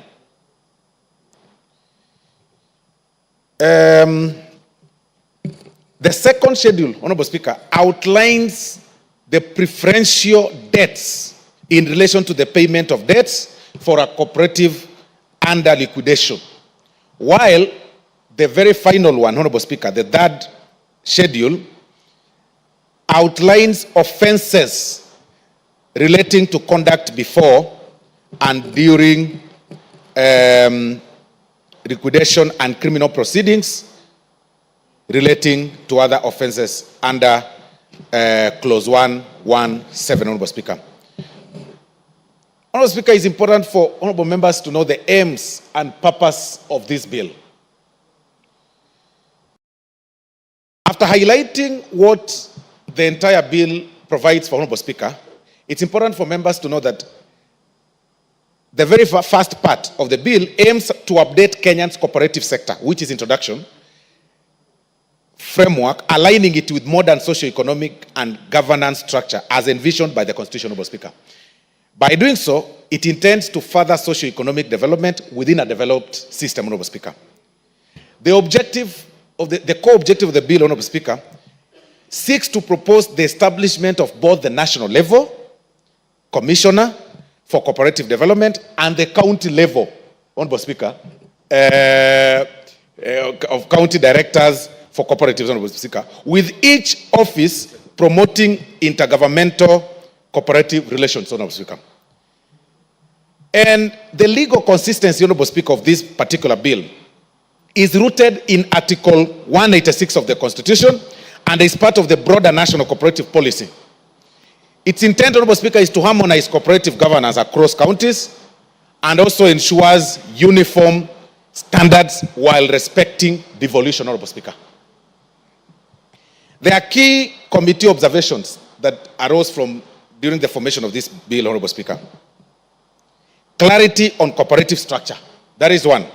The bill introduces a tied structure for cooperatives, or a tier structure of cooperatives, Honorable Speaker, which has now primary, secondary, federation, and an apex cooperative, Honorable Speaker, to streamline the operations and represent members of interests effectively at different levels, Honorable Speaker. The question of alignment with devolution also arose from the committees of observation, Honorable Speaker, and it emphasizes on cooperatives or cooperation between the national and county governments, which aligns and it makes sure that it aligns with devolved governance structures or governance principles, empowering counties to participate in cooperative oversight and support, Honorable Speaker. It also, the observation also, Honorable Speaker, was on the enhanced governance and financial management, where the bill seeks to address governance challenges such as transparency, accountability, which also include the establishment of supervisory boards and nomination committees in cooperatives, Honorable Speaker. Now, the fourth point, Honorable Speaker, that should be very keen is addressing sectorial challenges or sectoral challenges, Honorable Speaker.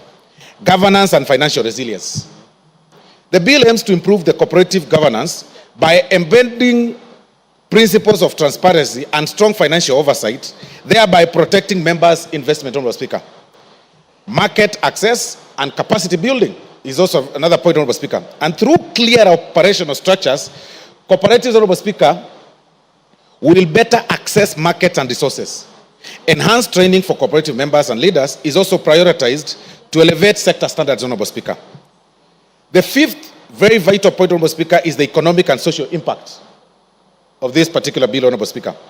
By empowering the local communities, the bill positioned to significantly benefit rural communities. And this is done by strengthening local cooperatives, thus contributing to job creation and economic empowerment at the grassroots, Honorable Speaker.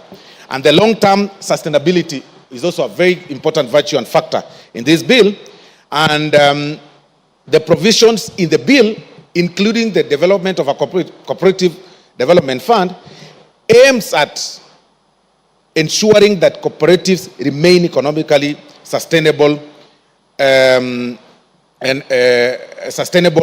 environmentally responsible, Honorable Speaker.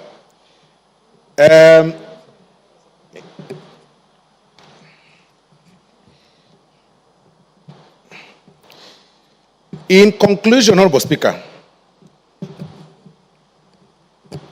as I conclude, Honorable Speaker, it's important to inform members and notify members that the bill is very crucial for sustainable, competitive cooperative sector aligned with the national cooperative policy. And by passing this legislation, Honorable Speaker, the National Assembly will have supported a modern cooperative sector that upholds cooperative principles, strengthens economic inclusion, and fosters unity across Kenya, Honorable Speaker. So in conclusion, Honorable Speaker, I therefore request or wish to request the honorable members to support the bill so that we can have a comprehensive legal framework for promotion, for management, and regulation of cooperatives in Kenya in a devolved governance structure, Honorable Speaker. I therefore, Honorable Speaker, beg to move and ask the substantive leader now who is back in the House, the leader of majority, to second the bill. Thank you very much, Honorable Speaker. Leader of majority. Thank you, Honorable Speaker. And let me begin by thanking the Majority Whip for moving this bill on our behalf, and I rise to second. Honorable Speaker, as the Majority Whip has said, maybe even before I say what he has said, let me take this opportunity to thank the Honorable Marianne Ketanyi and the Committee on Trade, Industry and Cooperatives for the immense work they've put. Honorable Speaker, if you look at this bill, it's a bill that has over 168 clauses, Honorable Speaker, notwithstanding the schedule. Therefore, the committee did put in a lot of work to consider all these provisions clause by clause, and they tabled a report in this House yesterday, which I believe, as the Honorable Soro has pointed out, some of the observations the committee that did observe in their consideration of this bill. But it's an important bill, Honorable Speaker, because it is giving effect to Article 186 of our Constitution and Schedule 4 of the 2010 Constitution, Honorable Speaker. I know Article 186 set out the respective functions and powers of both the national and county governments. And you know, Honorable Speaker, the work of oversight of our cooperative societies was vested by the Constitution under Schedule 4 to our county governments. But the national government also has a huge responsibility.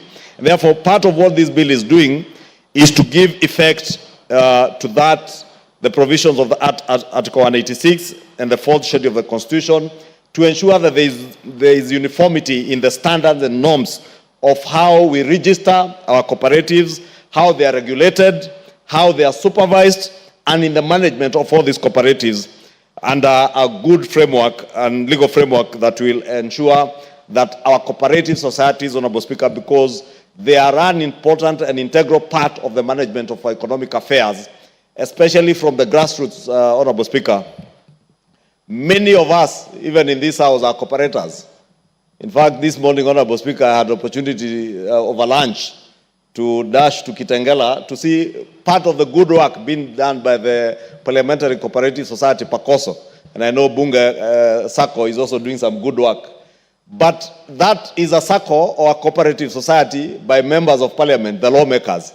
And I know many members are also members of cooperative societies back in our villages, whether they are producer cooperative societies, whether they are consumer cooperative societies. Many of us are members, and indeed we are confronted severally by constituents who have issues with the management and the running of their cooperative societies. Honorable Speaker, the members of the Trade and Industry Committee who engage with this bill will tell you that part and parcel of the problems that bedevil the coffee sector today is a poor management of our cooperative society in the coffee sector. And this bill has come now to fix those problems in management and governance of our cooperative societies. But be it as it may be, Honorable Speaker, because county governments with the advent of the 2010 Constitution were charged with the responsibility of registration of some of these cooperatives, many of them have allowed all manner of people to run cooperative societies, register cooperative societies.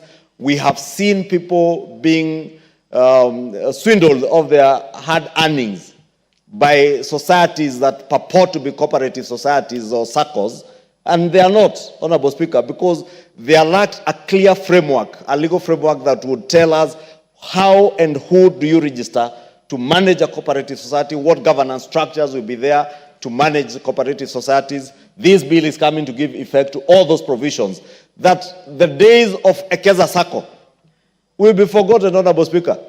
We saw people in Kiambu and across the country being conned by someone calling himself a bishop, and he would use a church to mobilize people to join a SACCO called Ekeza, and eventually took off with their money.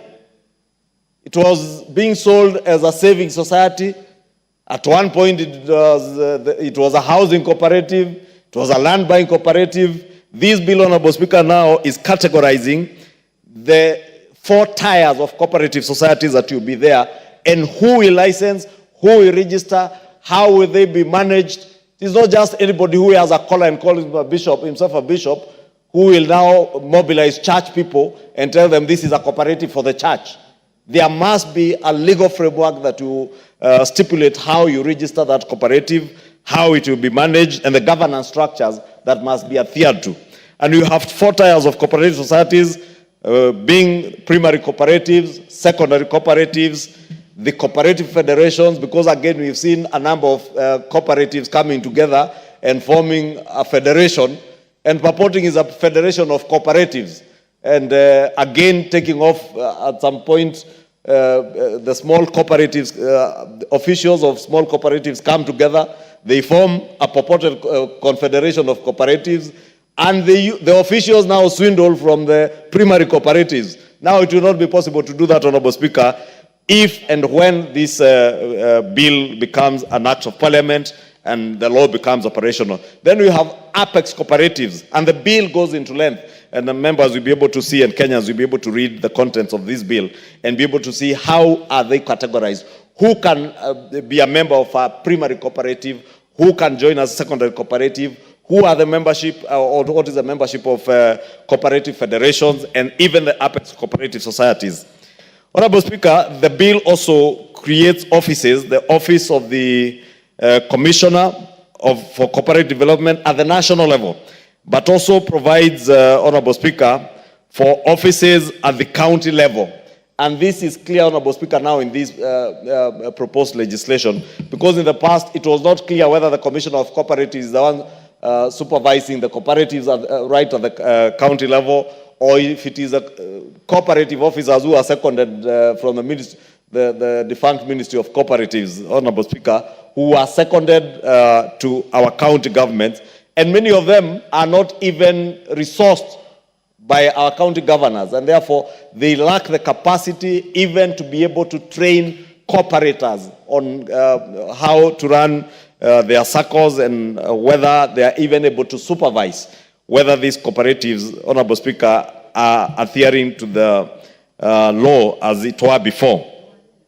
Honorable Speaker, I will say part 4 of this bill also provides for the registration of cooperatives that I spoke to, and it includes the procedure for registration, restriction of registration of cooperatives within the same common bond, and limitation on names of cooperatives. And this, Honorable Speaker, is critical.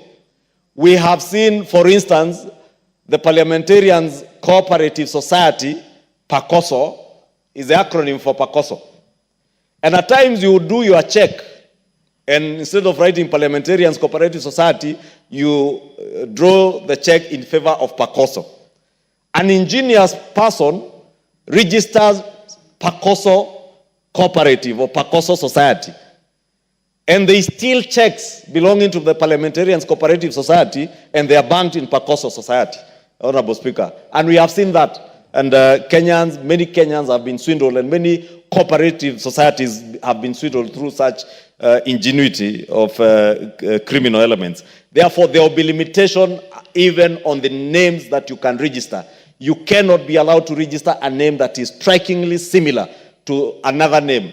And this is the sort of regulation, Honorable Speaker, that happens in the banking sector and even in the insurance industry. And it is that sort of very prudent financial management that is now being brought into the cooperative sector, because even the cooperative movement in this country is dealing with people's finances. And therefore, there must be stringent regulations, regulations in terms of registration, how you restrict who can register. It cannot be that any other person can wake up any day and form a cooperative society, collect money from people in terms of deposits, then 3 months down the line, you disappear with people's deposits, Honorable Speaker. That will now not be possible under this new law. Honorable Speaker, we have also seen the mushrooming of what were called land buying companies, land buying cooperatives, and people come together and form land buying societies, and they collect money, go and buy land in some far-flung corner where land is valueless. Honorable Speaker, and I know I see some people smiling who have been victims of some of these swindlers. Because people go and buy land that is often overpriced. Honorable Speaker, this bill provides very stringent measures as to how those who are registering housing cooperatives, how you will manage people's societies. If you are registering a cooperative, Honorable Speaker, as a land buying cooperative, then there are stringent measures as to how you will do that. Because there will not just be the categorization, as I said, of primary, secondary, and cooperative federations and apex cooperatives, but also breaking down the cooperatives into the manner of cooperatives that you can register, right from consumer cooperatives, Honorable Speaker. You have producer cooperatives, you have housing cooperatives, you have savings and credit cooperatives, then there are also savings and investment cooperatives. Because in the past, savings and credit cooperatives, which are the SACCOs, then savings and investments, like those of us who are members of Safaricom SACCO and other SACCOs, and others like myself who are members of Muhasibu SACCO, that because they are professionally managed, they have an investment arm that deals, if, for instance, it is land buying and housing development. Many of the very well professionally managed cooperatives have their investment arms. It's now possible even to register a cooperative under this law as a savings and investment cooperative. If you want to deal with just savings and credit, then you can have that. If you are in housing, there are housing cooperatives, there are producer cooperatives, for instance, for our farmers in the coffee and tea sectors that are producing. Transport cooperatives, Honorable Speaker, in the matatu sector, border sector, and tuk-tuk that has become very famous now across the country.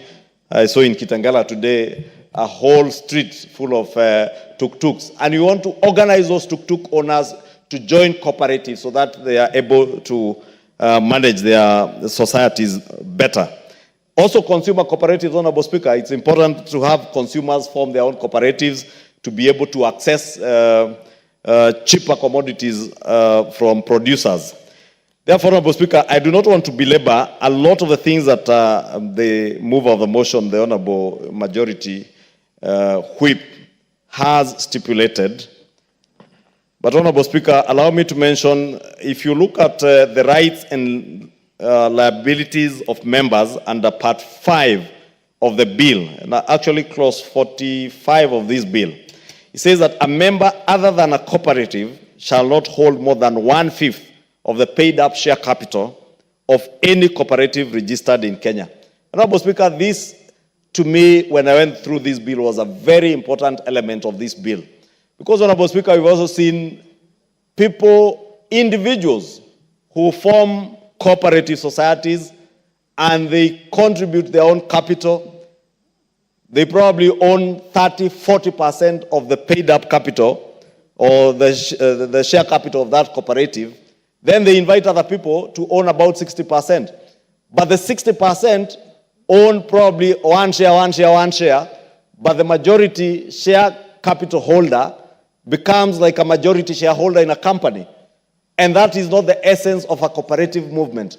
A cooperative movement, cooperators are supposed to be equal, to have equal votes when they are voting. And therefore, we've seen instances where people are able to micromanage the management and governance structures within a cooperative society because of the level of shareholding that they have in terms of the share, paid-up share capital.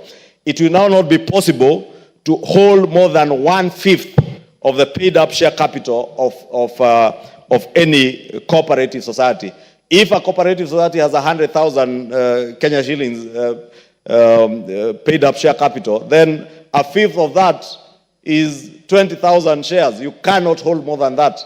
Therefore, even those of us who are old members in this House, Honorable Speaker, who are members of Bunge SACCO and Pakoso, we must be careful. And now, Mr. Muita, who manages our Pakoso SACCO, must ensure that even yourself, Honorable Speaker, who has been in this House for quite some time, you do not subscribe to more share capital that beyond 1/5.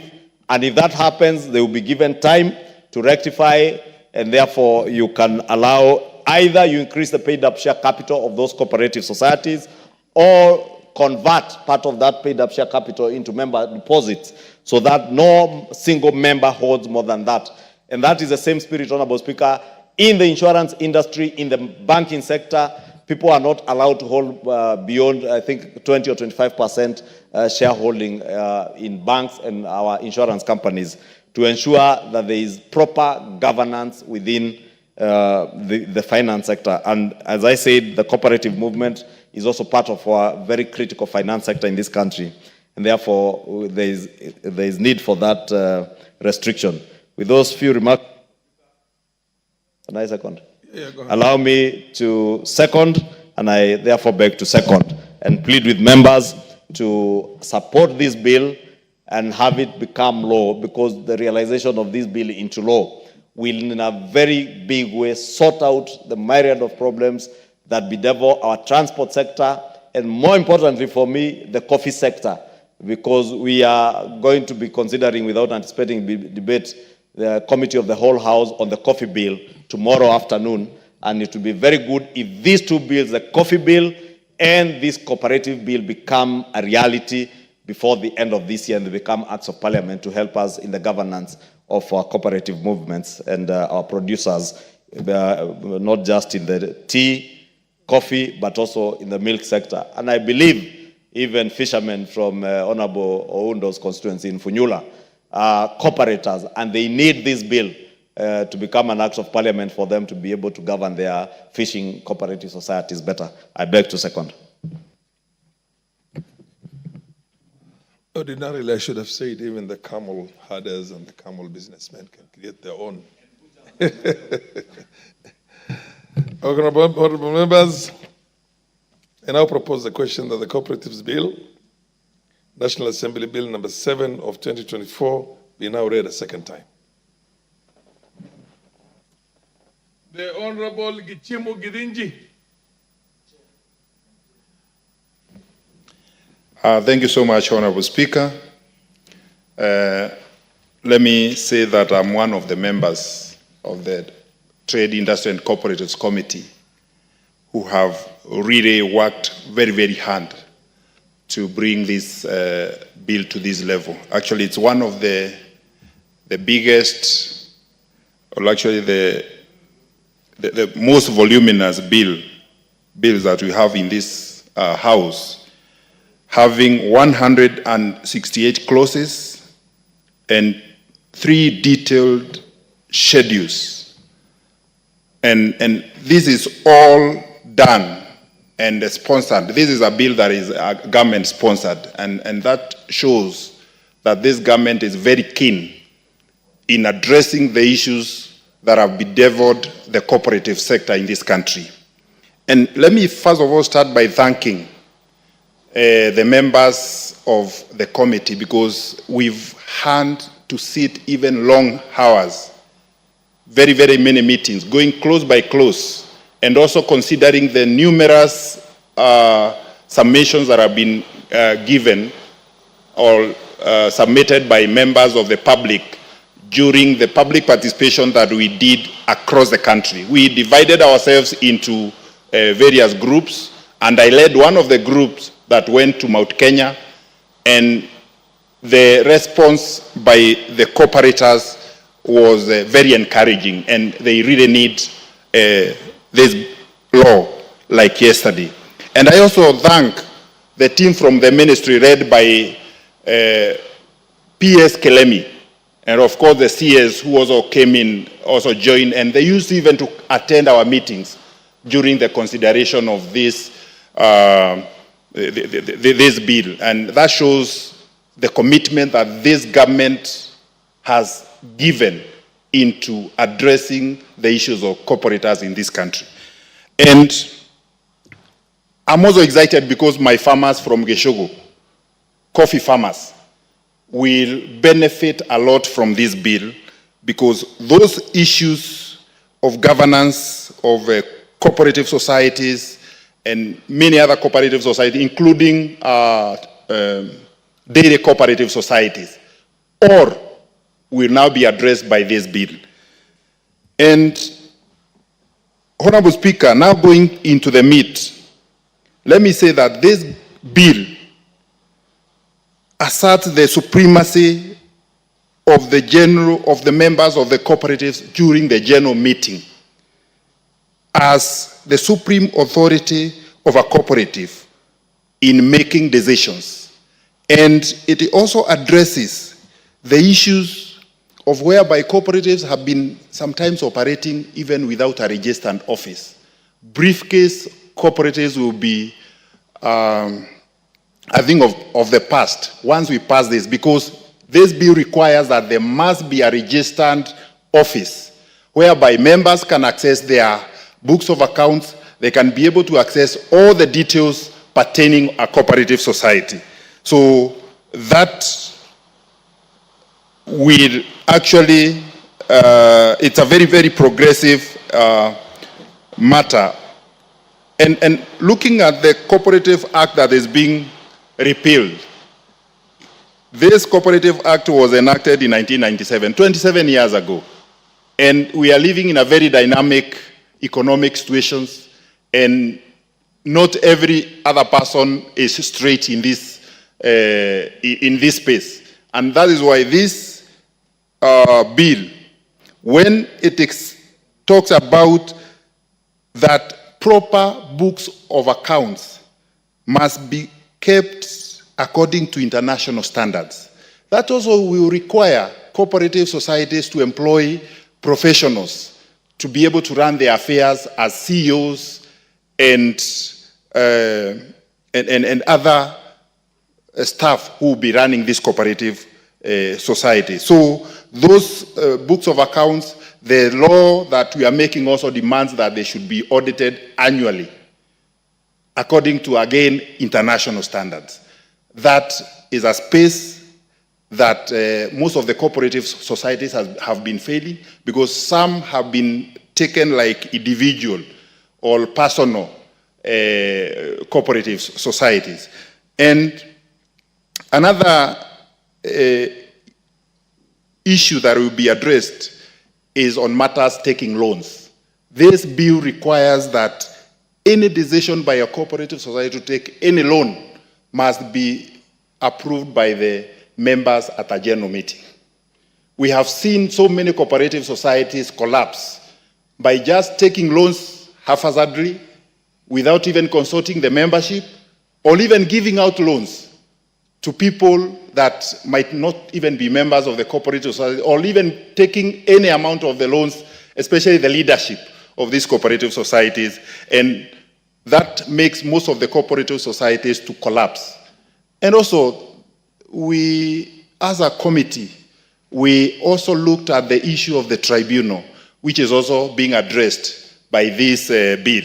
And it is our feeling, and I believe members will also support us, that this tribunal should be, the membership should be increased to 9, so that this tribunal can have a quorum of 3 and can split into 3 and move across the country and address all the issues that have been the issues or the issues that or the cases that may come across and in a very effective and a very fast manner, so that cooperators will not be waiting for their cases, and some of the cases are very small. So we want to make it as easy as possible for the disputes that will arise out of in the cooperative movement to be sorted very easily. And in this case, we have proposed that the chairman should be deputized by 2 deputies, so that a chair can head one quorum, another deputy can head another one, and the other one can head another, because there is a requirement that both the chair and the deputy should be lawyers.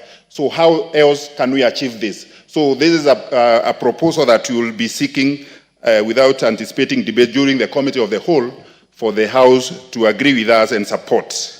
So, Chair, Honorable Speaker, since a lot has already been explained by the mover and also the seconder, I don't want, let me also allow as many members who are around to be able to contribute by posing at that point, but there's a lot and a lot for the cooperators of this country to benefit out of this bill. And let me defray or say that this House has been committed about this bill. There have been outbursts out there that the House, the leadership, and the government is not committed.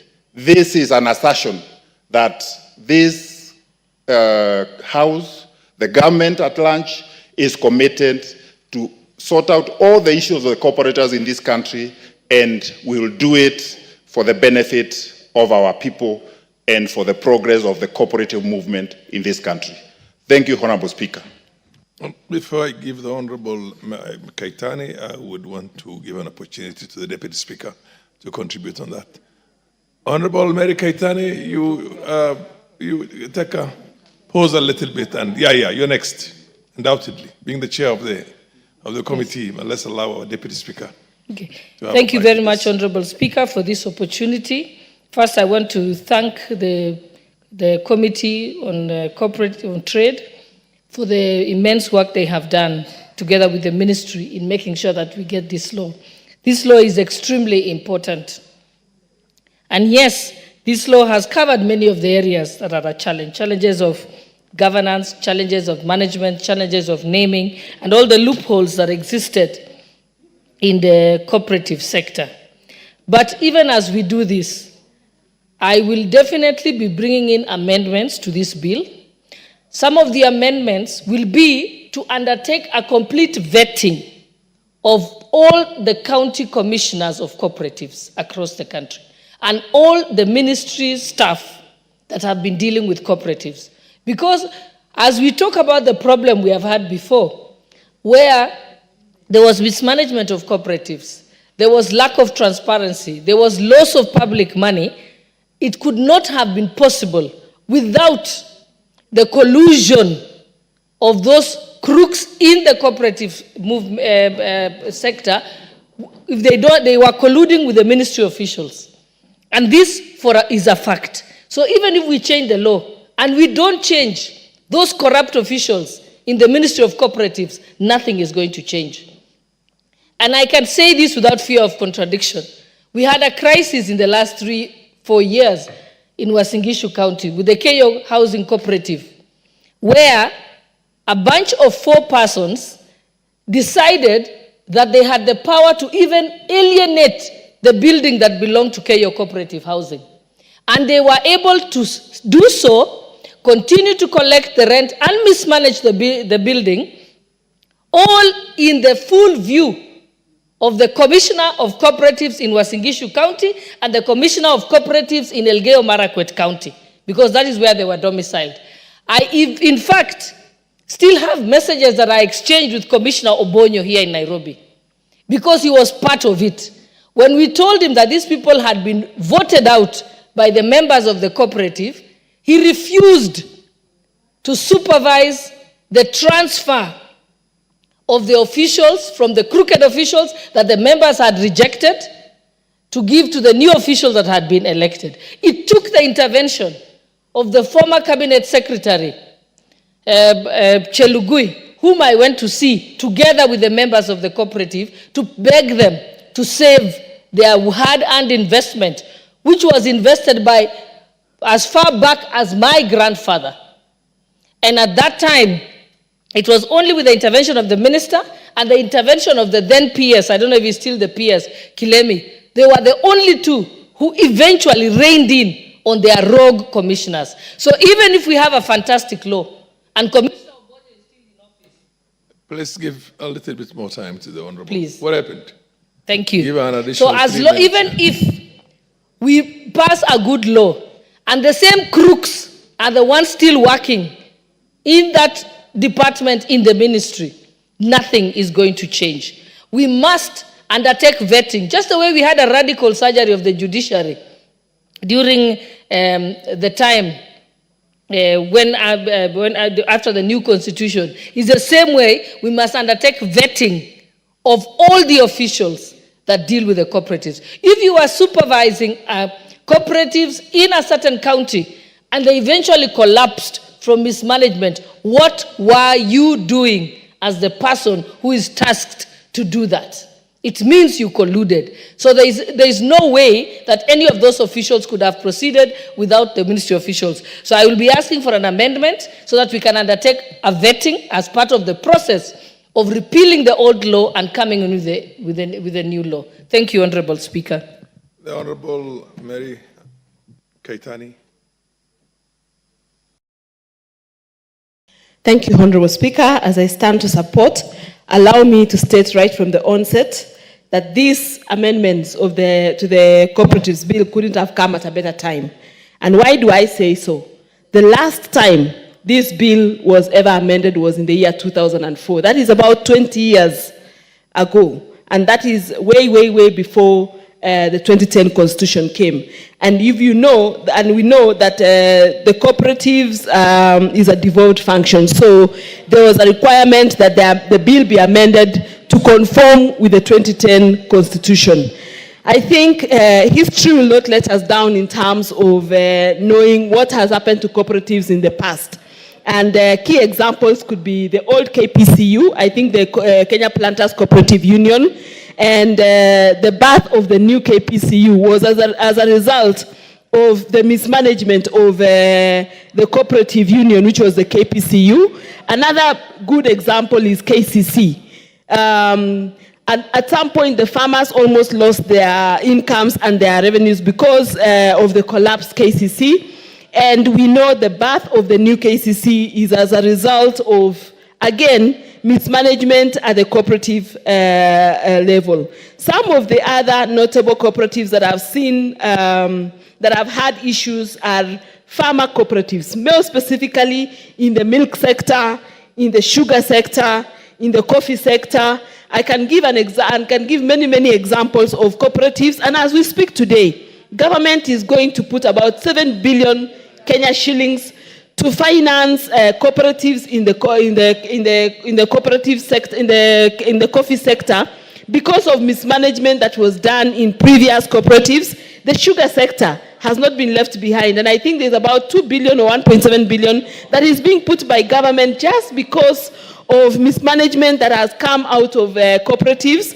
And this is because there are flaws or there are issues in the Cooperatives Act that the directors or the managers of the cooperatives took advantage of and actually misused the cooperatives that they had been entrusted to do.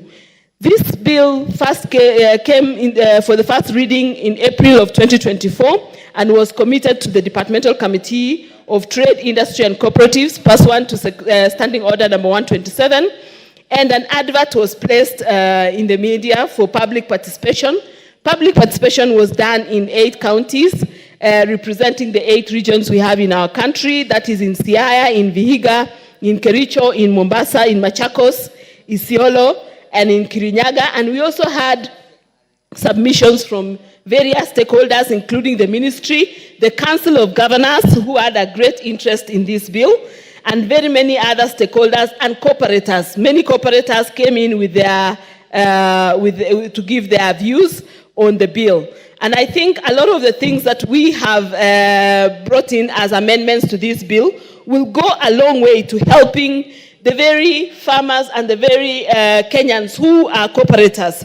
Some of these amendments, for example, could be on shares and the transfer of shares, especially when you have the principal who has died.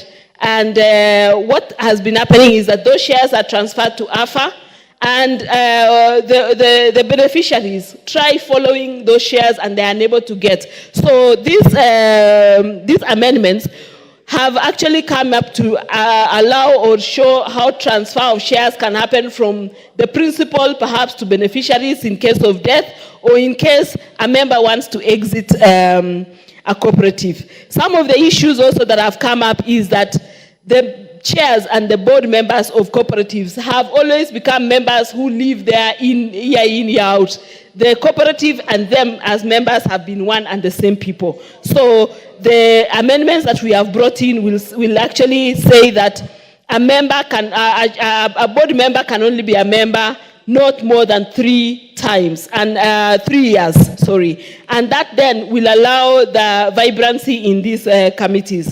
The other issue we've brought in is issues of auditors, because many times the board members collude with auditors and siphon members' monies. So we've also said that auditors can also not be auditors in these cooperatives for forever.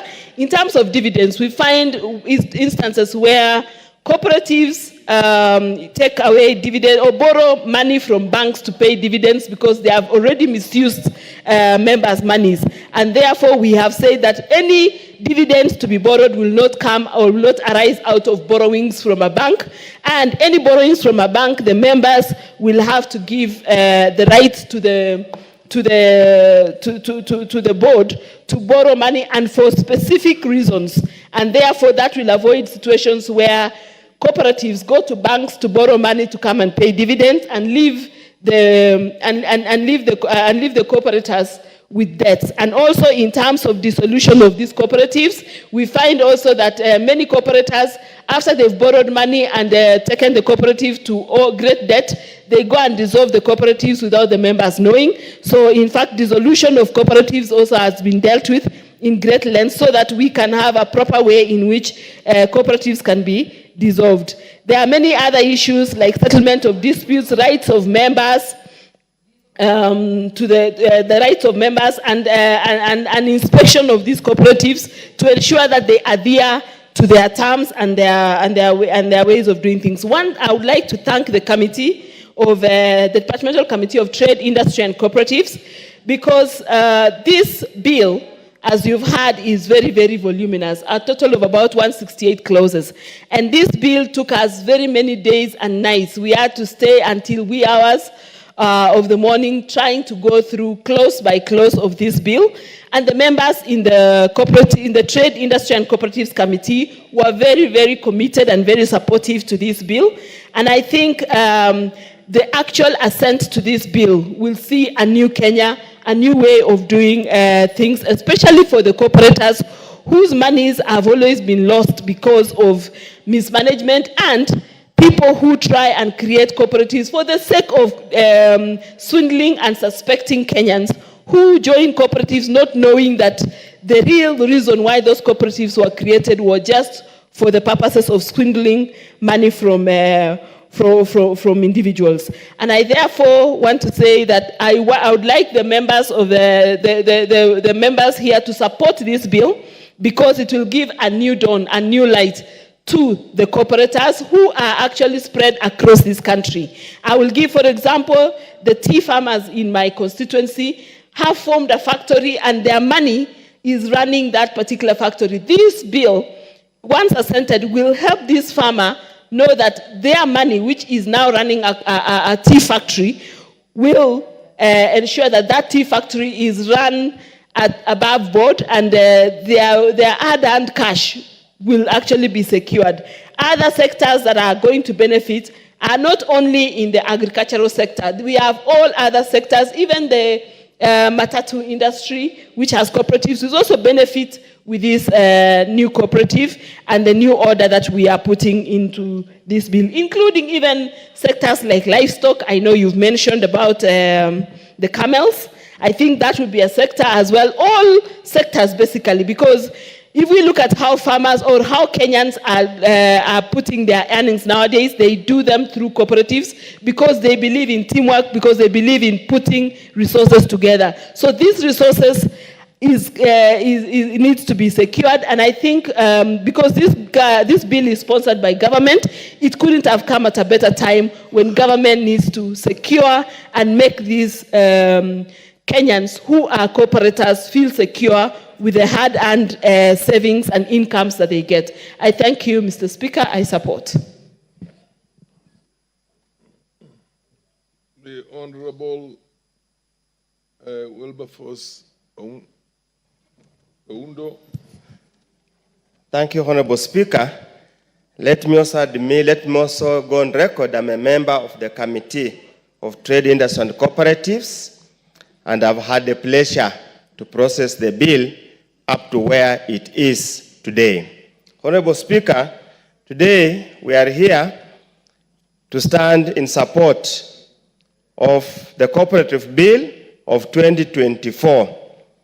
Honorable Speaker, it is important for us to understand that cooperative movement in this country is as old as this country. And the process that leads to this particular bill, Honorable Speaker, started in the 12th Parliament. And I must laud the former PS, Ali Ismail Nur, for having mooted this idea, thought about it, and indeed walked through the journey. Honorable Speaker, we started by passing the National Cooperatives Policy that laid the framework for review of the 1997 Act that was amended in 2014. So, Honorable Speaker, this now gives you the importance of starting from the very bottom in legislative making process, whereby you start by the policy will identify policy gaps, will identify legislative gaps that we have to address as we are doing here today. Honorable Speaker, we passed the new constitution in 2010, inaugurated in 2010, and therefore, Honorable Speaker, the old act had to be renewed or amended, revised to meet the emerging issues. Honorable Speaker, with the new technology in the market, with the ever-expanding scope of the cooperative movement, it became necessary that we truly have to amend the particular act. Honorable Speaker, and I want to tell the members of my colleagues who are here and who are not here, and members generally, that the cooperative movement is an extremely important movement because it's built on 3 or 4 pillars. One is voluntary membership, democratic processes, and probably equal state, equality in terms of decision making. And of course, many of us who are here have mobilized resources for personal development, to resolve emergencies through the cooperative movement. And it's therefore important that we continuously strengthen the governance structure of the cooperative movement. Again, for record purposes, so that we draw this distinction very clear, and for purpose of the public, a SACCO, whether deposit taking or whatever SACCO you call it, is primarily a cooperative society. It has to start as a cooperative society. And that's why this particular act says, whenever there is any conflict between this primary act and the SASRA act, then we need to review and make sure we align. So we need to make it very clear to all members, you are first primarily a cooperator before you become a SACCO member.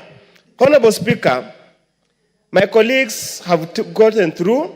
I don't want to focus on clause by clause because that's an area I have interacted with it. We have made amendments. I don't want to focus on that. But Honorable Speaker, let me just focus on the outcome of public participation. And that's why, Honorable Speaker, I felt a little let down when the Supreme Court declared that public participation is not mandatory. That whatever the people tell you there, you can disregard. I felt let down. But since the Supreme Court, I believe and respect various arms of government, I have to swallow it with a bitter pill.